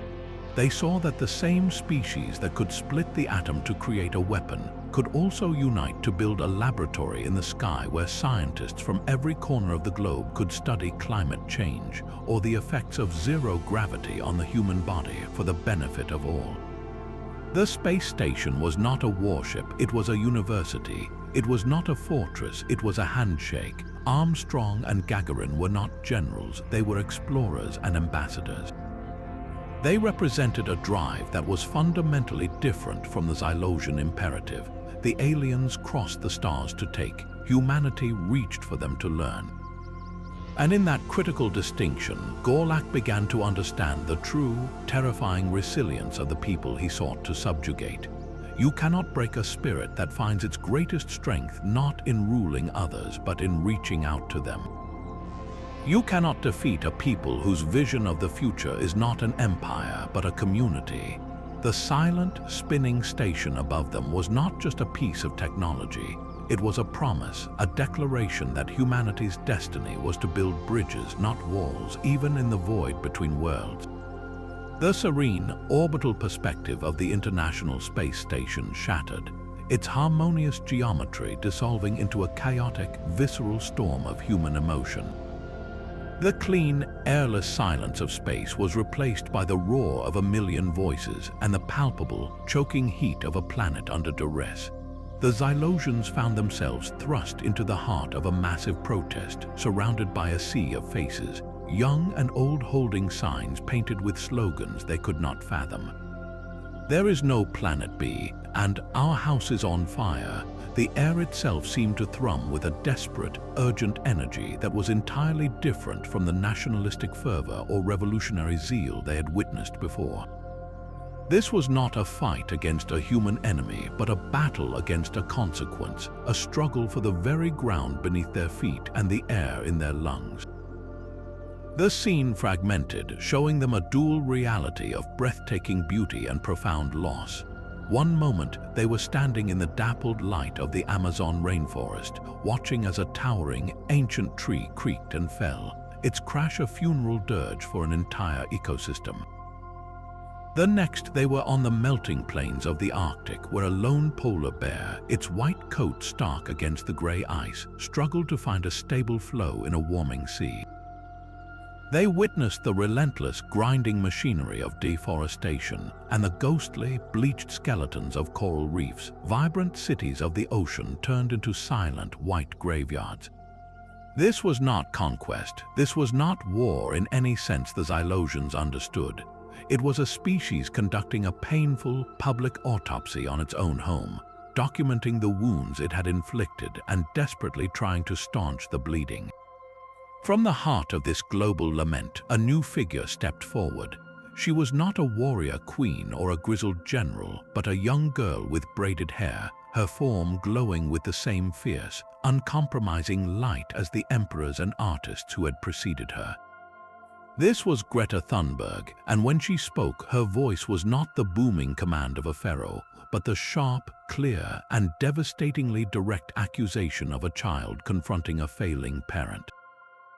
You look upon our world and see only resources to be plundered, a prize for your taking, she declared, her holographic eyes locking onto Commander Gorlak with an intensity that seemed to bypass his armor and strike at his very core. But we have looked upon our world and seen a home to be protected. We are fighting to save our planet, a concept your resource-stripping civilization has clearly forgotten. You crossed the stars to destroy another world while we are finally learning, however imperfectly, to heal our own. The statement landed with the force of a physical blow. The Xylosian cultural model had no framework for this. Their entire expansionist doctrine was based on a simple, brutal logic. Find a planet, consume its usable resources, and move on to the next. They were cosmic locusts, and the idea of a species developing a deep, emotional, and ethical connection to its homeworld, to the point of mobilizing its entire global population to defend it, was an evolutionary anomaly their databases could not process. They watched as the visions shifted to show the immense human ingenuity being marshaled not for war, but for reparation. They saw vast fields of solar panels turning sunlight into clean energy, engineers developing new methods to pull carbon directly from the atmosphere, and armies of volunteers replanting mangroves along battered coastlines. This was a war, yes, but it was a war against entropy, a battle fought with science, policy, and stubborn, grassroots determination. A stunned silence fell over the Xylosian command group, deeper and more contemplative than any induced by the Phantom armies. The chief resource officer, a Xylosian whose entire career was dedicated to efficient planetary extraction, finally spoke, his vocalizer buzzing with static as he tried to articulate the impossible. Commander, their economic and industrial output, a significant and growing percentage, is being diverted into these conservation and remediation efforts. They are deliberately slowing their own material growth to preserve non-essential biomass and atmospheric stability. The cost-benefit analysis is irrational. They are prioritizing the long-term health of their ecosystem over short-term resource acquisition. This was the true, mind-bending revelation of the environmental awakening. The Xylosians measured a civilization's advancement by its rate of consumption and expansion. By that metric, humanity's environmental movement was a sign of regression, of weakness. But viewed through another lens, it was the ultimate sign of maturity. It was a species graduating from its adolescence of reckless consumption and beginning to understand its role as a steward. They were demonstrating a capacity for foresight and collective responsibility that the Xylosians, for all their advanced technology, had never evolved. The invaders had come to loot a planet from what they assumed were careless children, only to find gardeners tending to a precious, irreplaceable world with a devotion that shamed their own barren, utilitarian existence. The storm of protest and planetary care dissolved, its urgent energy cooling and condensing into the stark, sterile environment of a laboratory. The world around the Xylosians shifted from the chaotic outdoors to the precise, ordered silence of science, the air now carrying the sharp, clean scent of antiseptic and the faint hum of refrigeration units. The vibrant green of a struggling forest was replaced by the ghostly pale glow of electron microscope imagery, showing the bizarre geometric forms of viruses and bacteria. The vision focused on a single, horrifying specter, the variola virus, the cause of smallpox, its brick-like structure magnified to a terrifying scale. Then the scene unfolded with clinical clarity, showing the disease's gruesome march through human history. The fever, the pustules covering bodies, the high-pitched cries of children, and the mass graves filled with the faceless dead. This was an enemy more ancient and relentless than any empire, a slaughter that claimed hundreds of millions of lives across centuries, a predator that fed on humanity itself. And then they witnessed the counterattack. A humble English physician, Edward Jenner, observed that milkmaids who had contracted the far milder cowpox never succumbed to smallpox. The holographic narrative showed the breathtakingly simple, yet revolutionary, act of taking material from a cowpox sore on a milkmaid's hand and introducing it into a young boy. It was a gamble with a child's life based on observation and a spark of genius. The Xylosians watched as the concept of inoculation evolved into the modern vaccine, and then saw the culmination of this centuries-long struggle, a coordinated global campaign of vaccination led by the World Health Organization.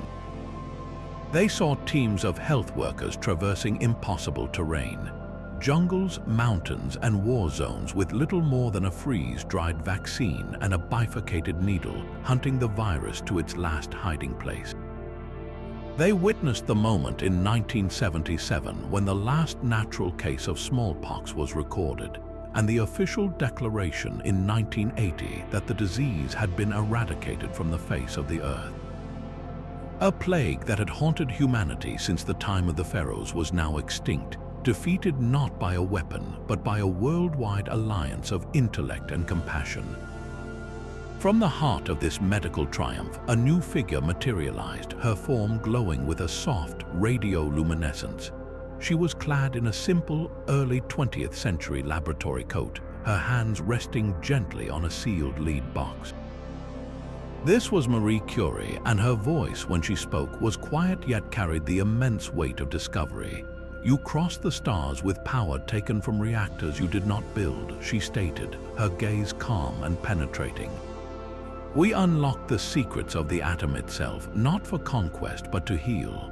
As she spoke, the scene around her revealed the double-edged nature of her work. On one side, they saw the horrific burns from early X-ray machines, the price of ignorance.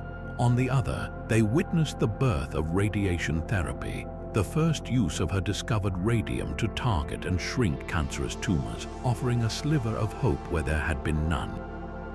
We conquered diseases that plagued us for millennia. Curie continued by staring into the heart of matter and wresting from it a tool for life, even as it cost us our own. The Xylosians saw the ledger of her life, the 2 Nobel Prizes won, set against the radiation sickness that eventually killed her.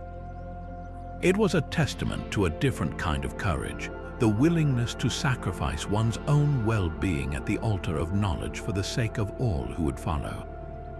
This lesson in sustained, selfless scientific progress was immediately followed by a vision of breathtaking modern velocity. The calm of the historical lab was shattered by the frantic, round-the-clock urgency of the COVID-19 pandemic. The Xylosians were plunged into a global emergency room, a planet-wide event that unfolded in real time. They saw the initial confusion, the terrifying spread, and the overflowing hospitals in Italy, New York, and Brazil. They witnessed the profound sacrifice of lockdowns, the economic shutdown, and the everyday heroism of healthcare workers clad in suffocating personal protective equipment, their faces bruised from masks as they fought a wave of death. But then they witnessed the response. The holographic display split into 1,000 simultaneous frames, each showing a different research team in a different country, in Germany, the United States, China, and the United Kingdom, all working on the same problem. They saw the instant global sharing of the virus's genetic sequence, an act of unprecedented scientific transparency. What happened next caused the Xylosians' analytical systems to stutter in disbelief. The development of a vaccine, a process that normally took a decade, was compressed into a single, audacious year. They saw the revolutionary mRNA technology, decades in the making, being repurposed at lightning speed. They witnessed rival pharmaceutical companies and academic institutions sharing data, governments funding research without red tape, and billions of dollars being mobilized in a global effort that transcended borders, politics, and old animosities. This was not the orderly, top-down directive of a single world government. It was a chaotic, beautiful, and spontaneous explosion of collective human purpose. It was a logistical and intellectual miracle on a planetary scale. A stunned murmur rippled through the Xylosian command. Their own society was composed of rigid, genetically distinct clans, often competing for resources and prestige within the larger empire. The concept of such disparate groups setting aside deep-seated rivalries to collaborate so openly and effectively was inconceivable.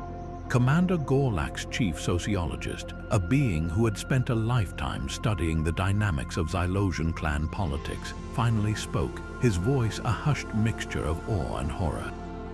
Commander, the cooperation matrix, it is flawless. They achieved in one of their years what would take our most unified clans a century of sanctioned research. Our clans would have hoarded data, sabotaged rivals, and sought individual credit. Their fractured political systems somehow generated a unified scientific response. The divisiveness we counted on as a weakness became their greatest strength. This was the ultimate medical marvel, and it held a lesson far beyond biology. The eradication of smallpox showed their perseverance. The story of Marie Curie showed their sacrifice. But the COVID-19 pandemic showed their profound, innate ability to unite in the face of a common, invisible enemy. It proved that when the survival of their species was on the line, humanity's countless divisions could vanish, replaced by a single, focused will that could move faster and achieve more than any perfectly ordered, but ultimately selfish, empire ever could.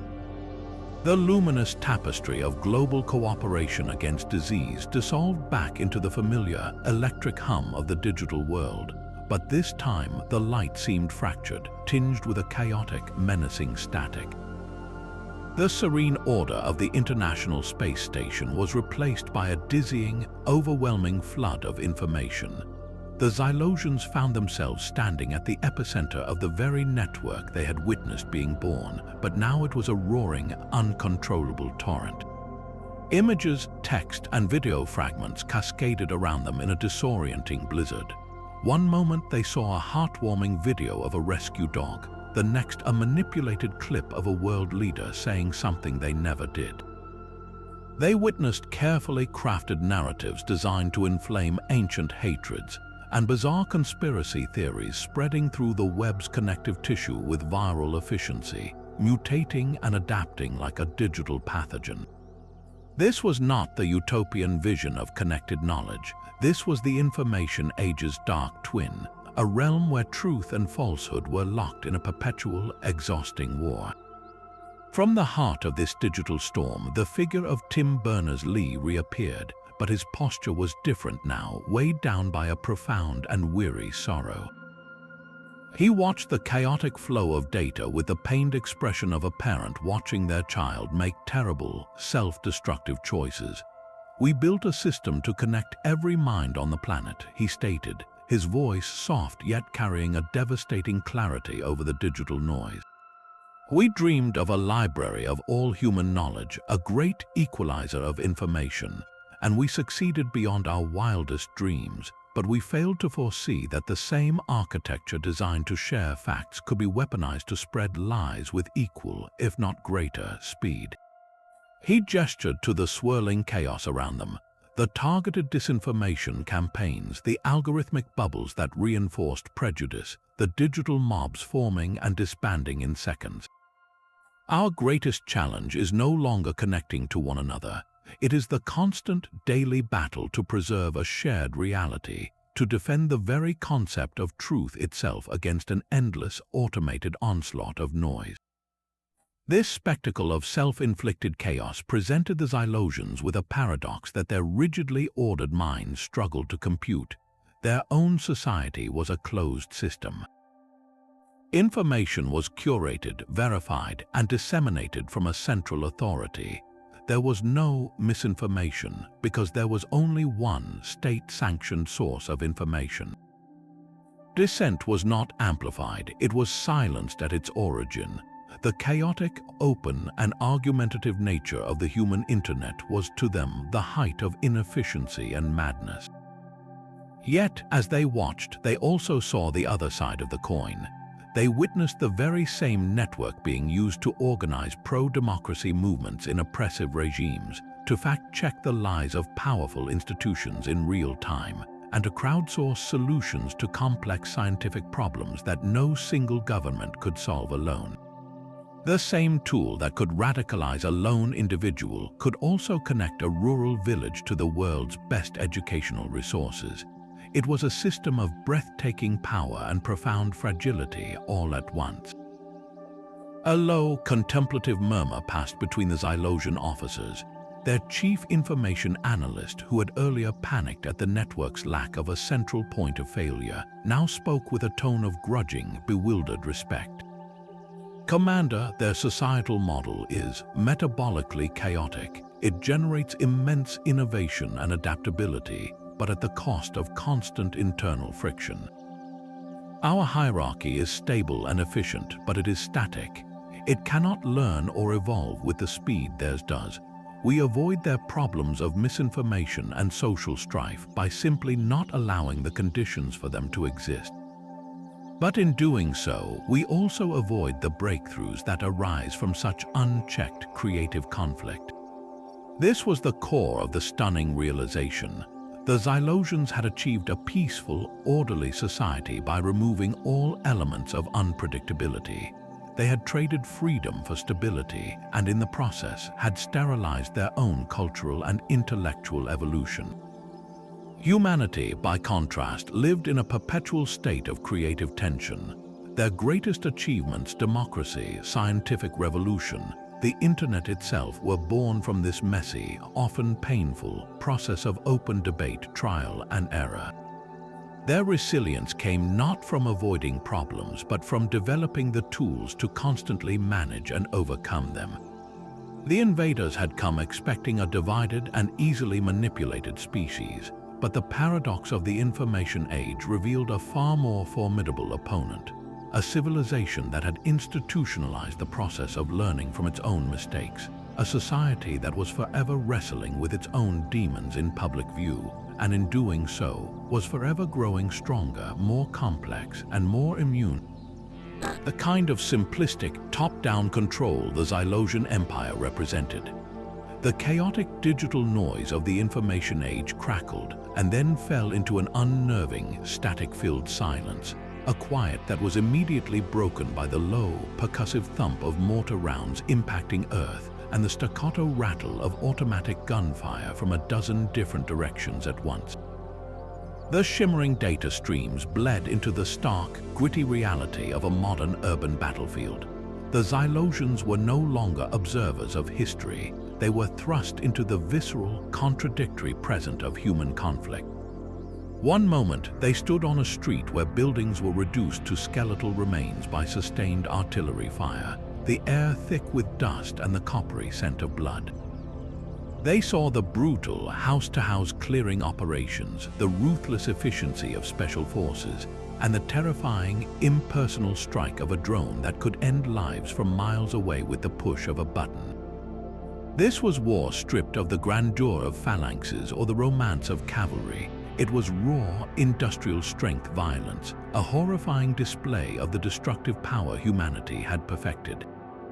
Yet, in the very same breath, in the shadow of this devastation, another story was unfolding.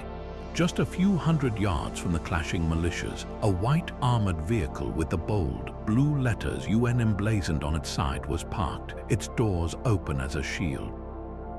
A squad of peacekeepers, their helmets marked with the same blue, stood in a tense cordon, their weapons not aimed to kill but held in a defensive posture. They were creating a fragile bubble of safety in the heart of the chaos. The Xylosians watched as these soldiers, hailing from countries like Ghana, Ireland, and Bangladesh, ushered a stream of terrified civilians, mothers clutching infants, old men hobbling on canes, into the relative safety of a half-destroyed school that had been converted into a makeshift shelter. The peacekeepers exchanged tense words with the commanders of the warring factions, their authority resting not on superior firepower but on the fragile, universally recognized symbol on their sleeves. They were not there to conquer, they were there to protect, to negotiate, to provide a space for a ceasefire, for medical aid, for a single day of peace in a years-long war. From the center of this stark duality, a new figure materialized. He was not a soldier, but a man in a formal suit, his form glowing with the calm, resolute light of a diplomat. This was Dag Hammarskjöld, the second Secretary General of the United Nations, a man who had given his life in the pursuit of peace. His voice, when it spoke, was not loud, but it carried an immense moral weight that cut through the sounds of battle. "You observe our capacity for brutality, and you are not wrong to be horrified," he began, his gaze sweeping over the Xylosian command, lingering on the scenes of destruction. "You catalogue our wars and believe this defines us, but you are making a critical error in your analysis. You see the violence, but you are blind to the constant, unyielding struggle." He gestured toward the peacekeepers, who were now handing out packets of food and water to the shivering civilians. "You see the clash of armies, but you miss the thousands of humanitarians who cross into these same war zones, unarmed, to feed the hungry and tend to the wounded.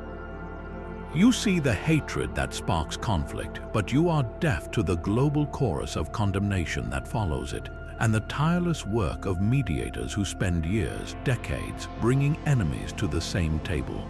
The holographic scene split, showing a juxtaposition that was both heartbreaking and hopeful.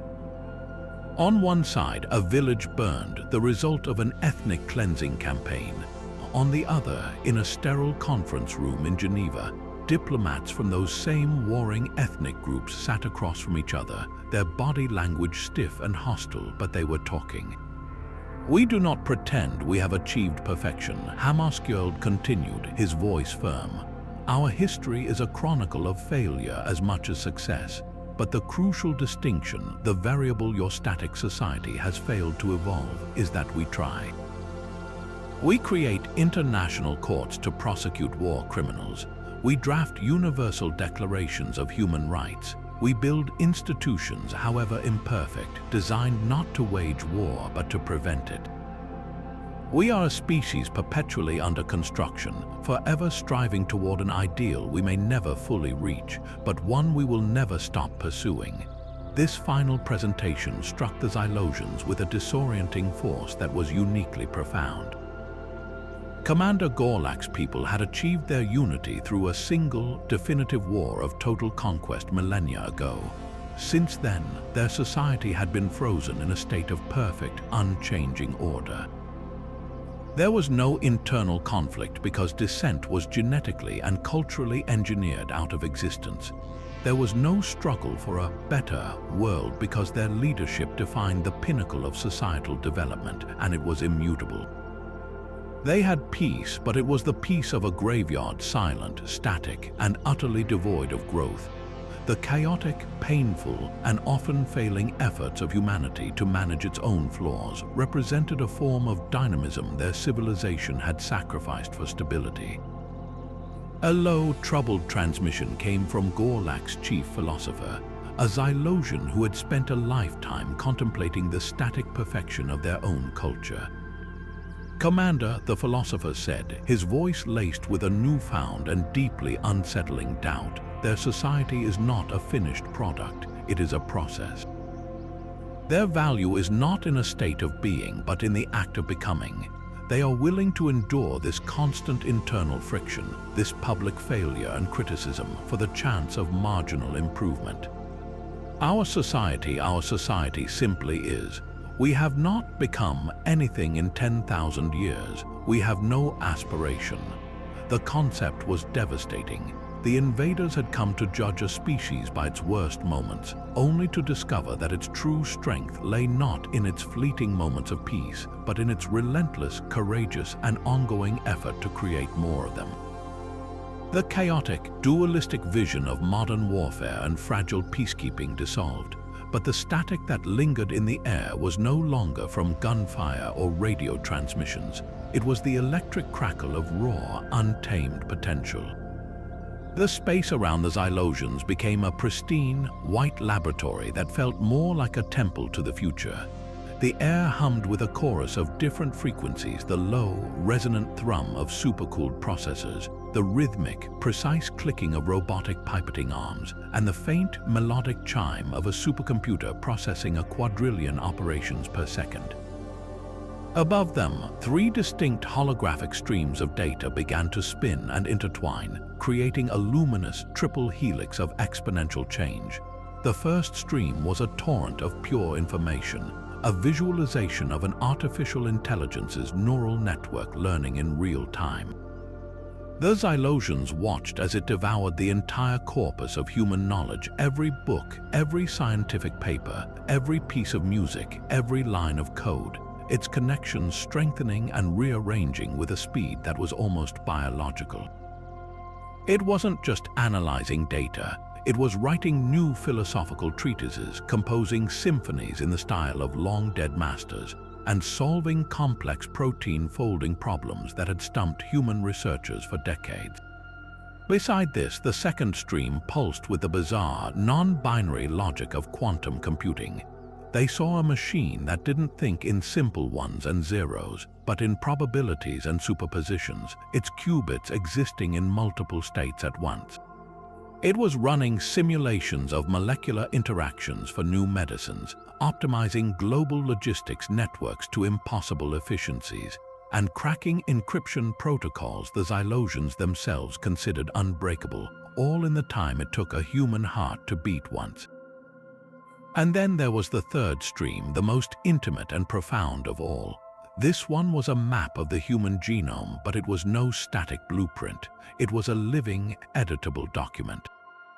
The Xylosians witnessed CRISPR technology in action, watching as microscopic machinery snipped out a gene responsible for a cruel, inherited disease like Huntington's and seamlessly patched in a healthy sequence. But the vision didn't stop at curing illness. It advanced, showing the potential for genetic enhancements, strengthened telomeres to dramatically extend the human health span. edited genes to boost cognitive resilience, and synthetic biology that could one day allow humans to breathe in thinner atmospheres or withstand higher levels of radiation. This was not merely medicine, it was the active, conscious rewriting of the human operating system. From the confluence of these three revolutionary streams, a final figure materialized.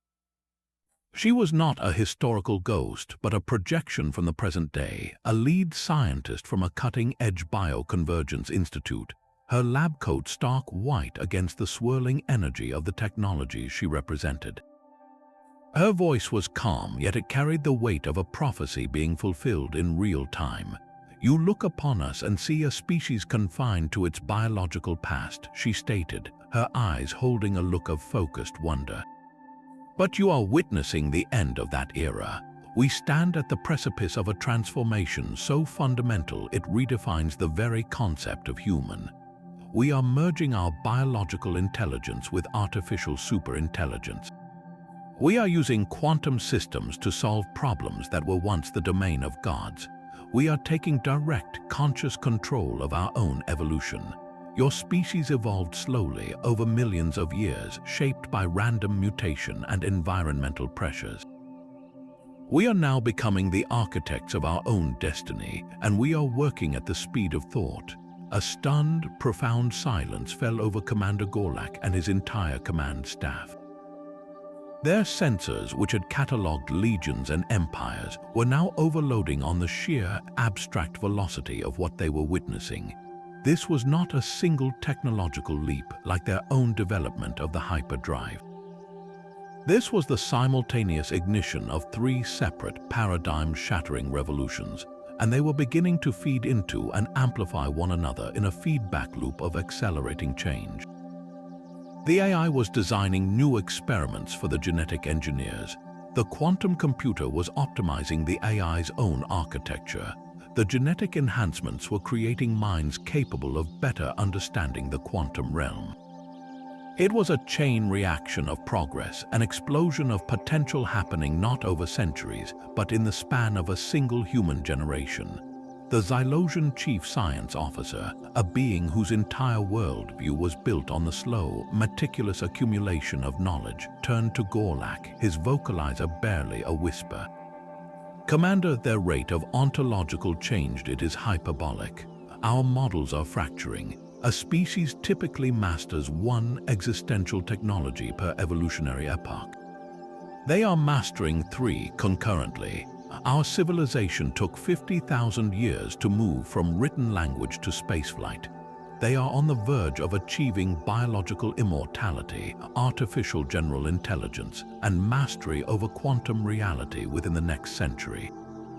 We are not watching a civilization advance. We are watching a civilization transcend."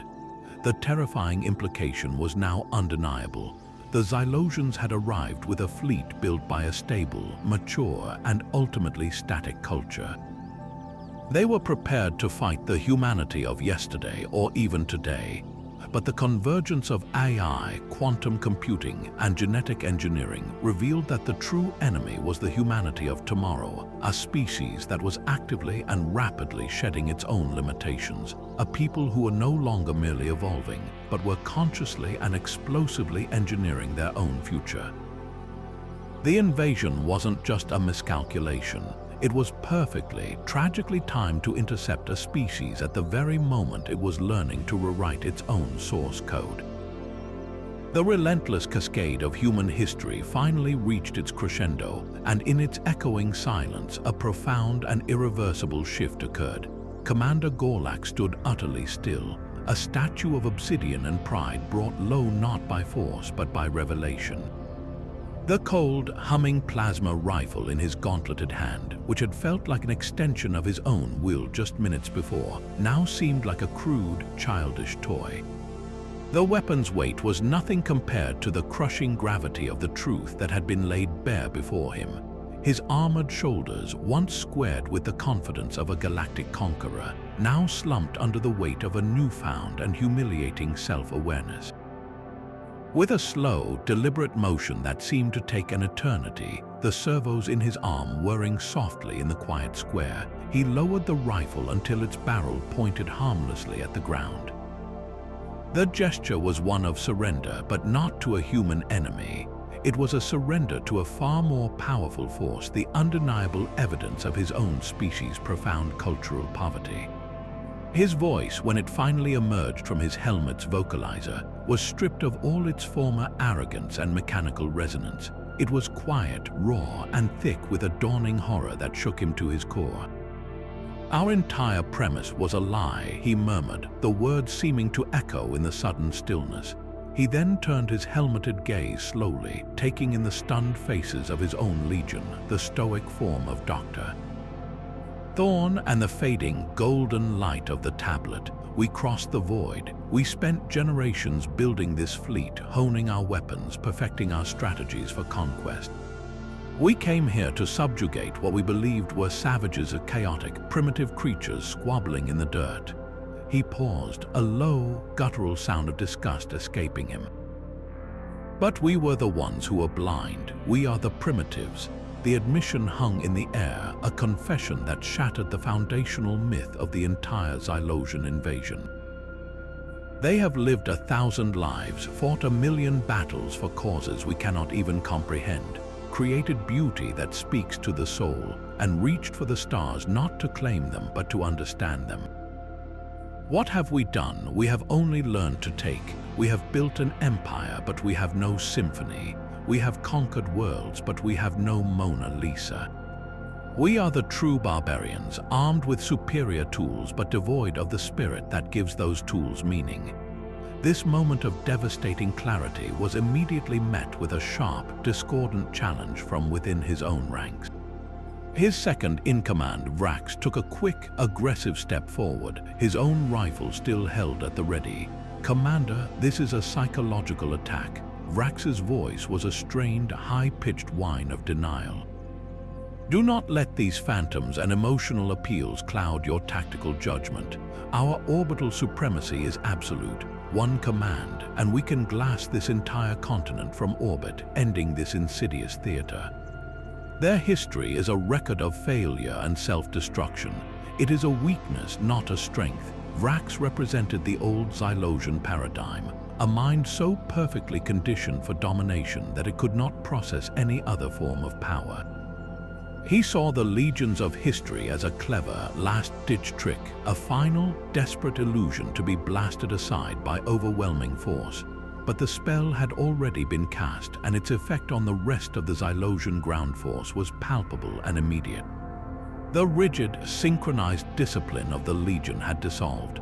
Soldiers were looking at each other, their helmeted heads tilting in gestures of confusion and awe. Some had deactivated their weapons entirely, the hum of their plasma rifles cutting out one by one, creating pockets of silence in the ranks. Others stood with their hands slack at their sides, simply staring at the space where the visions of Beethoven and Gagarin had once glowed. The low, anxious murmur that had been passing between them was no longer one of tactical concern, but of profound, existential doubt. They had been trained from birth to believe in their inherent superiority, a doctrine reinforced by every victory over every lesser species they had encountered. But none of those species had ever shown them a Sistine Chapel. None had ever forced them to question the very purpose of existence itself. The will to fight was draining from them, replaced by a bewildered and crushing sense of insignificance. As this internal rebellion took root on the ground, a far greater one was igniting in the cold, sterile vacuum above the planet. The same data stream that had powered the holographic history lesson, a signal of immense complexity and emotional resonance, had been rerouted. It was no longer focused solely on the square in Cairo. It was now being broadcast on every frequency, a torrent of raw human experience deliberately aimed at the 1,000-ship armada hanging in geosynchronous orbit.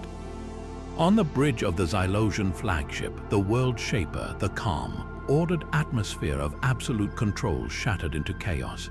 The main viewing screen, which moments before had displayed tactical readouts and resource extraction estimates, was now flooded with the same vivid, immersive visions. The bridge crew, a hand-picked group of the Empire's most loyal and logic-driven officers, watched in stunned disbelief. They saw the charge at Kadesh, heard the speeches of Churchill, felt the haunting loneliness of Gagarin's voice, and were enveloped by the soaring notes of Beethoven's Fifth. The impact was instantaneous and divisive. At one station, a young navigation officer, her primary function to chart courses for destruction, found herself weeping openly within her helmet, her hands trembling too much to even touch her console. They looked at their own world from space and called it beautiful. She whispered to the officer next to her, her voice cracking. "We only ever calculate its mineral value." At the same time, the chief gunnery officer, a veteran of a dozen planetary pacifications, slammed his fist on his console, his voice a roar of furious denial. "It is a trick, a sophisticated form of propaganda. Commander Gorlak has been compromised. We must initiate the sterilization protocol now." But his demand was met not with immediate obedience, but with hesitant silence from the junior weapons technicians. They were looking at the screen, watching the global collaboration that built the International Space Station, seeing the flags of rivals working side by side. The gunnery officer's call for mass annihilation suddenly felt not like strength, but like the most profound, most primitive failure of imagination. All across the vast fleet, on battleships and troop carriers, the same schism was occurring. The Xylosian chain of command, a thing of perfect, unthinking hierarchy, was fracturing under the weight of a simple, unanswerable question broadcast from the world below. Why? Why were they here? What was the purpose of their dominion, if the species they sought to enslave had already achieved wonders that their own sterile, utilitarian culture could never even dream of? The invasion was no longer a military operation. It had become a referendum on the soul of their entire civilization, and from the look of the dissent spreading through the fleet like a virus, the referendum was failing. From the profound silence of the square, a new form of light began to coalesce, neither the golden glow of history nor the harsh glare of alien plasma. It was the cool, steady luminescence of a holographic feed, resolving into a half-dozen figures standing not on a battlefield, but in the quiet, formal chamber of the United Nations Security Council. There was no collective panic in their expressions, no desperate plea for mercy. Instead, their faces held a calm, sober resolve that carried more authority than any ultimatum. At the center stood the Secretary General, an elder statesman whose eyes seemed to hold the cumulative weight of every lesson the Xylosians had just endured. He did not look at Commander Gorlak as a defeated foe, but as a student who had just completed the most difficult curriculum in the galaxy. Commander Gorlak, the Secretary General's voice was clear, carrying across the square and through the open data stream to every ship in the orbiting armada. "You have witnessed the full, unvarnished record of our species. You have seen our capacity for boundless creativity and our descent into unimaginable cruelty. You have observed our genius for building and our tragic talent for destruction. We offer you no excuses for the darkness in our past, for we have learned that to ignore it is to be doomed to repeat it." He paused, allowing the gravity of their shared experience to settle. "But you have also seen our relentless struggle toward the light. Our offer to you now is not one of surrender, for we will never bow to a master again. Our offer is one of partnership. Stand down your fleet, sheathe your weapons, and join us. Learn from our millennia of errors, from our costly triumphs and our soul-crushing failures, so that your people might ascend without having to walk through the same fire that forged us. You sought to conquer a world, but we are offering you a new history, one you can help write without first drowning it in blood." Aboard the Xylosian flagship, the World Shaper, the bridge erupted into a cacophony of conflicting voices, a stark contrast to the usual sterile silence of command. The holographic transmission from Earth was being displayed on the main viewer, and it had cleaved the High Council into two warring factions. On one side, the traditionalists, led by the belligerent chief strategist Zahn, slammed his metallic fist on the command console. This is a deception. A final, cunning trick from a species that has perfected the art of war. They show us beauty to mask their weakness. We must authorize the global sterilization bombardment immediately and reclaim our honor. His argument was rooted in the old, unshakable dogma that any display not backed by immediate force was inherently a sign of deceit and must be met with overwhelming retaliation. But a new faction had emerged, their conviction forged in the same psychic fire that had broken the Ground Legion. A young communications officer, her voice trembling not with fear but with a newfound and fervent belief, stood from her station, directly challenging Zahn. And then what, strategist? We reduce this living library to slag and then fly home to what? To our efficient, empty empire. To a culture that has not produced a single line of poetry worthy of remembrance in 10,000 years. She gestured wildly at the screen where the image of the Sistine Chapel still lingered in the data stream's cache. They are offering us a soul. Our scanners confirm their history is real. Every battle, every symphony, every moment of sacrifice and discovery, it all happened. We came here to loot a tomb, and we found it was a university. To destroy it now would not be victory. It would be the greatest act of self-mutilation in galactic history. This schism ran through every level of the fleet, from the engine rooms to the officers' mess, pitting the unyielding old guard against a generation that had just had its worldview irrevocably expanded. Back in Cairo, Commander Gorlak listened to the furious debate crackling over his private command channel. A debate that was the death rattle of his people's old identity. He looked at Dr. Thorne, who stood patiently, the now dormant tablet held loosely in his hands. He looked at the faces of the human soldiers who had appeared on the periphery of the square, not aiming their weapons, but holding a defensive line, protecting the man who had spoken for their entire species. In that moment, the final piece of his conditioning shattered. The Xylosian way was not strength, it was a fear of complexity. It was a retreat from the beautiful, terrifying, and unpredictable chaos of a truly lived existence. His own second-in-command, Vrax, stood beside him, his rifle still raised, his body tense with the old programming. Gorlak, do not do this, Vrax hissed. They will execute us as traitors. Our names will be erased from the archives. Gorlak turned to face his loyal officer, and in a move that was both personal and profoundly symbolic, he reached up, the servos in his arm whirring softly, and released the seals on his helmet. With a hiss of equalizing pressure, he removed it, revealing his face to the open air of Earth for the first time. His features were sharp, his skin a pale gray, but his eyes held a clarity and a sorrow that no helmet could ever conceal. He took a deep, shuddering breath, filling his lungs with the air of a world that had fought for every moment of its existence. Then let them erase us, Vrax, Gorlak said, his voice now organic and vulnerable, carrying a weight no vocalizer could ever mimic. A name in a dead archive is a worthless thing. I would rather have my name forgotten in the halls of our sterile empire than never to have earned a place in the living story of these people. He turned his back on Vrax, on the furious arguments from the flagship, and took a single, decisive step toward Dr. Thorne and the holographic leaders of Earth. He placed his plasma rifle on the ground at the human historian's feet, the ultimate gesture of a warrior laying down his purpose.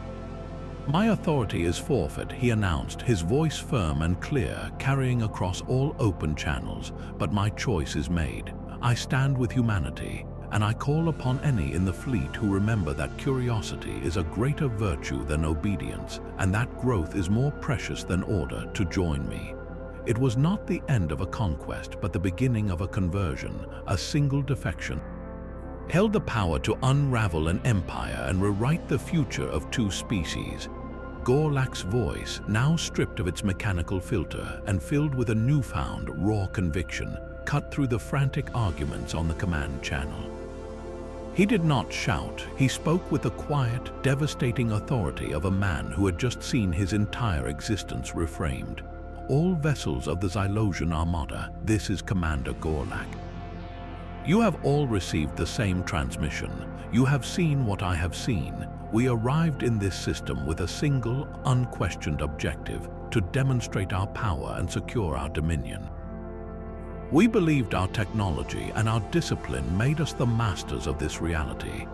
He paused, the silence from the fleet feeling heavier than any barrage. We were wrong. We came to teach these humans a lesson about power, but they have taught us a profound and humbling lesson about purpose. Our entire civilization is a monument to efficiency, but it is a monument built on a foundation of sand. We have conquered stars, but we have never once wondered at their beauty. We have built empires, but we have never composed a song to celebrate them. I hereby issue a new order: stand down, power down all weapons systems, and disengage attack protocols. The invasion is over. The immediate response was not unified obedience, but chaos given voice. Across the 1,000-ship fleet, the schism that had been brewing erupted into open conflict. On the flagship World Shaper, Chief Strategist Xylosian drew his sidearm, his features contorted in a snarl of pure ideological fury. Gorlak has betrayed the core tenets of our people. He has been psychologically compromised by this planetary weapon. I am assuming command. All ships, target the primary population centers, execute sterilization protocol. But his order was met not with a chorus of acknowledgements, but with a wave of defiant static. On the battleship Star Sever, the crew, who had just watched the transmission of the Apollo 11 landing with a sense of awe they could not name, actively sabotaged their own firing computers. The gunnery crew on the carrier Skyrender physically barred their own officers from accessing the launch controls for the Planet Killer missiles, their loyalty shifting in an instant from a distant, abstract empire to the immediate, tangible wonder of the world below. This was not a clean, simple surrender. It was a violent, messy, and deeply personal mutiny that tore through the Armada. Ships that had flown in perfect formation for decades now turned their weapons on each other. The sleek, predatory forms of Xylosian destroyers lit up the space around Earth not with bombardment, but with the searing, green light of plasma cannons firing on their own sister ships. It was a civil war fought in the high ground over Cairo, a brutal spectacle of a culture tearing itself in two. Those who sided with Gorlak, the communications officers, the junior scientists, the young navigators whose minds were still flexible enough to be reshaped by beauty, fought not for conquest but for the chance to learn. They fought against their own commanders, their own mentors, in a desperate struggle for the soul of their people. The battle was short, brutal, and decisive. The mutineers, fueled by a conviction that felt alien and yet more powerful than any doctrine, managed to disable Xylosian's flagship, overwhelming its bridge and taking the old strategist into custody. The will of the traditionalists broke as quickly as their command structure. With the opposition crushed or subdued, a strange, unprecedented quiet fell over the fleet. One by one, the remaining ships that had not joined Gorlak's defection powered down their weapons. They did not send messages of surrender or pleas for negotiation. They simply turned, their engines flaring to life not in an attack vector, but in a slow, solemn retreat. They began to pull away from Earth's orbit, a scattered and broken armada fleeing not from a military defeat, but from an existential one. They were not returning home as victors or even as honored veterans. They were returning as exiles from their own certainty, carrying back to their sterile empire the terrifying, unanswerable question that the humans had planted in their minds: what is the point of power without a purpose to give it meaning? Down in Tahrir Square, Gorlak watched the flickering lights of the retreating ships on a datapad offered by one of his own now loyal officers.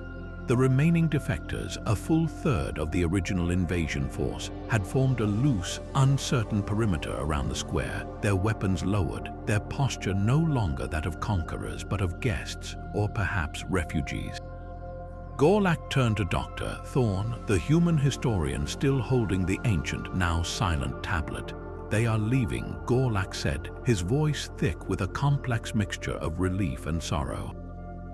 They will carry the story of this day back to the core worlds. It will be a poison to our old ways, or perhaps a seed. Dr. Thorne offered a slow, understanding nod. He did not smile in triumph. The lesson of history is that profound change is almost always born from painful, disorienting collisions. Seeds often need to be buried in darkness before they can grow, Thorne replied.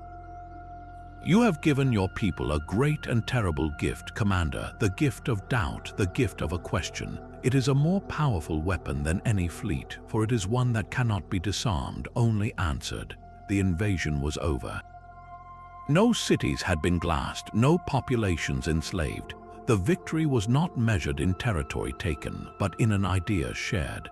The Xylosians had arrived as masters of the physical realm, but they departed forever changed by the understanding that true power resides not in the ability to destroy a world, but in the spirit to create one worth preserving.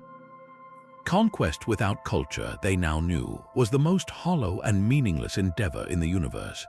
The last of the retreating Xylosian ships winked out of the terrestrial sky, their departure marked not by the roar of engines but by a profound, settling silence. In Taria Square, the air itself seemed to change, the electric charge of imminent violence replaced by the weary, hopeful stillness of a dawn after a long and terrible storm. Dr. Aris Thorne stood beside the former commander, the ancient tablet in his hands now inert. Its golden luminescence faded back into the weathered, unremarkable stone it had been for centuries. He looked from the empty heavens down to Gorlak, whose own face, now exposed to the alien sun, seemed to be seeing the world for the very first time. They came with the power to erase us from the cosmos, Thorne said, his voice quiet yet carrying immense weight. They scanned our military installations, our energy grids, our every visible defense. But they never thought to look for the foundation upon which it was all built. You didn't conquer our world, Commander, but in a way, you helped us remember what truly makes it worth defending. You forced us to open the armory of our own soul, and in doing so, we rediscovered the very source of our strength. Gorlak did not immediately reply. His gaze was fixed on the horizon, where the tips of the great pyramids caught the morning light, monuments to a king whose ghost had just counseled him. The weight of his own people's history felt like a hollow, lightweight thing compared to the dense, layered tapestry he had been made to witness. Our calculations were perfect, he finally said, the words sounding less like a boast and more like a confession of a fundamental error. We accounted for mineral density, atmospheric composition, and potential resistance metrics. We came for resources, believing a world was merely a collection of assets to be catalogued and claimed. He turned to Thorne, and in his pale, alien eyes there was a flicker of something that had been absent before, a deep, contemplative wisdom, hard-won in the crucible of a single afternoon. But we found something infinitely more valuable instead. We found a context for existence itself. We found wisdom, and in the process we discovered we had none of our own. This moment of shared understanding did not remain an abstract exchange between two individuals. It became the catalyst for the most unorthodox peace treaty in human history. There was no grand signing ceremony on a battleship, no exchange of harshly negotiated terms on a data slate. The first human-Xylosian cultural exchange began organically, right there in the shadow of the Sphinx. A young Xylosian medic, her fear overcome by a healer's instinct, approached a group of human soldiers and, using a hastily configured translator, asked to see their field medical kits. She was fascinated not by the technology, which was primitive by her standards, but by the design philosophy, the focus on rapid, rugged application for a single, individual life.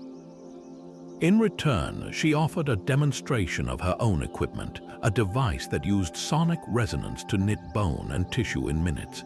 The soldiers watched, their suspicion giving way to awe, and a conversation began about triage, about pain, about the universal desire to preserve life even in the midst of engineered death. Elsewhere in the square, a Xylosian engineer, his rigid worldview shattered by the vision of the Saturn V rocket, sought out a human structural engineer from the crowd. He pointed to the nearby Cairo Tower, a landmark his scanners had previously classified as insignificant. Explain the load-bearing principles, he requested, not with condescension, but with a genuine, burning curiosity. Your materials are inferior, yet the structure stands. There is an elegance here our own brutalism lacks. The human engineer, initially startled, soon found himself sketching diagrams on the dusty ground, explaining the dance between tension and compression, a conversation that spanned light years of divergent technological evolution, but found common ground in the universal language of physics and problem solving. This was not a surrender, nor was it a victory in any traditional sense. It was an awakening. The Xylosian defectors, no longer an invading legion, became the most eager students humanity had ever known, while the humans, no longer potential victims, became reluctant guides to the labyrinth of their own past. The entire episode stood as a monumental testament to a paradoxical truth, one that would be studied for generations to come. Sometimes the most powerful defense is not a bigger weapon, but a better story. The ultimate shield for a civilization can be the raw, unvarnished, and awe-inspiring lesson of its own history.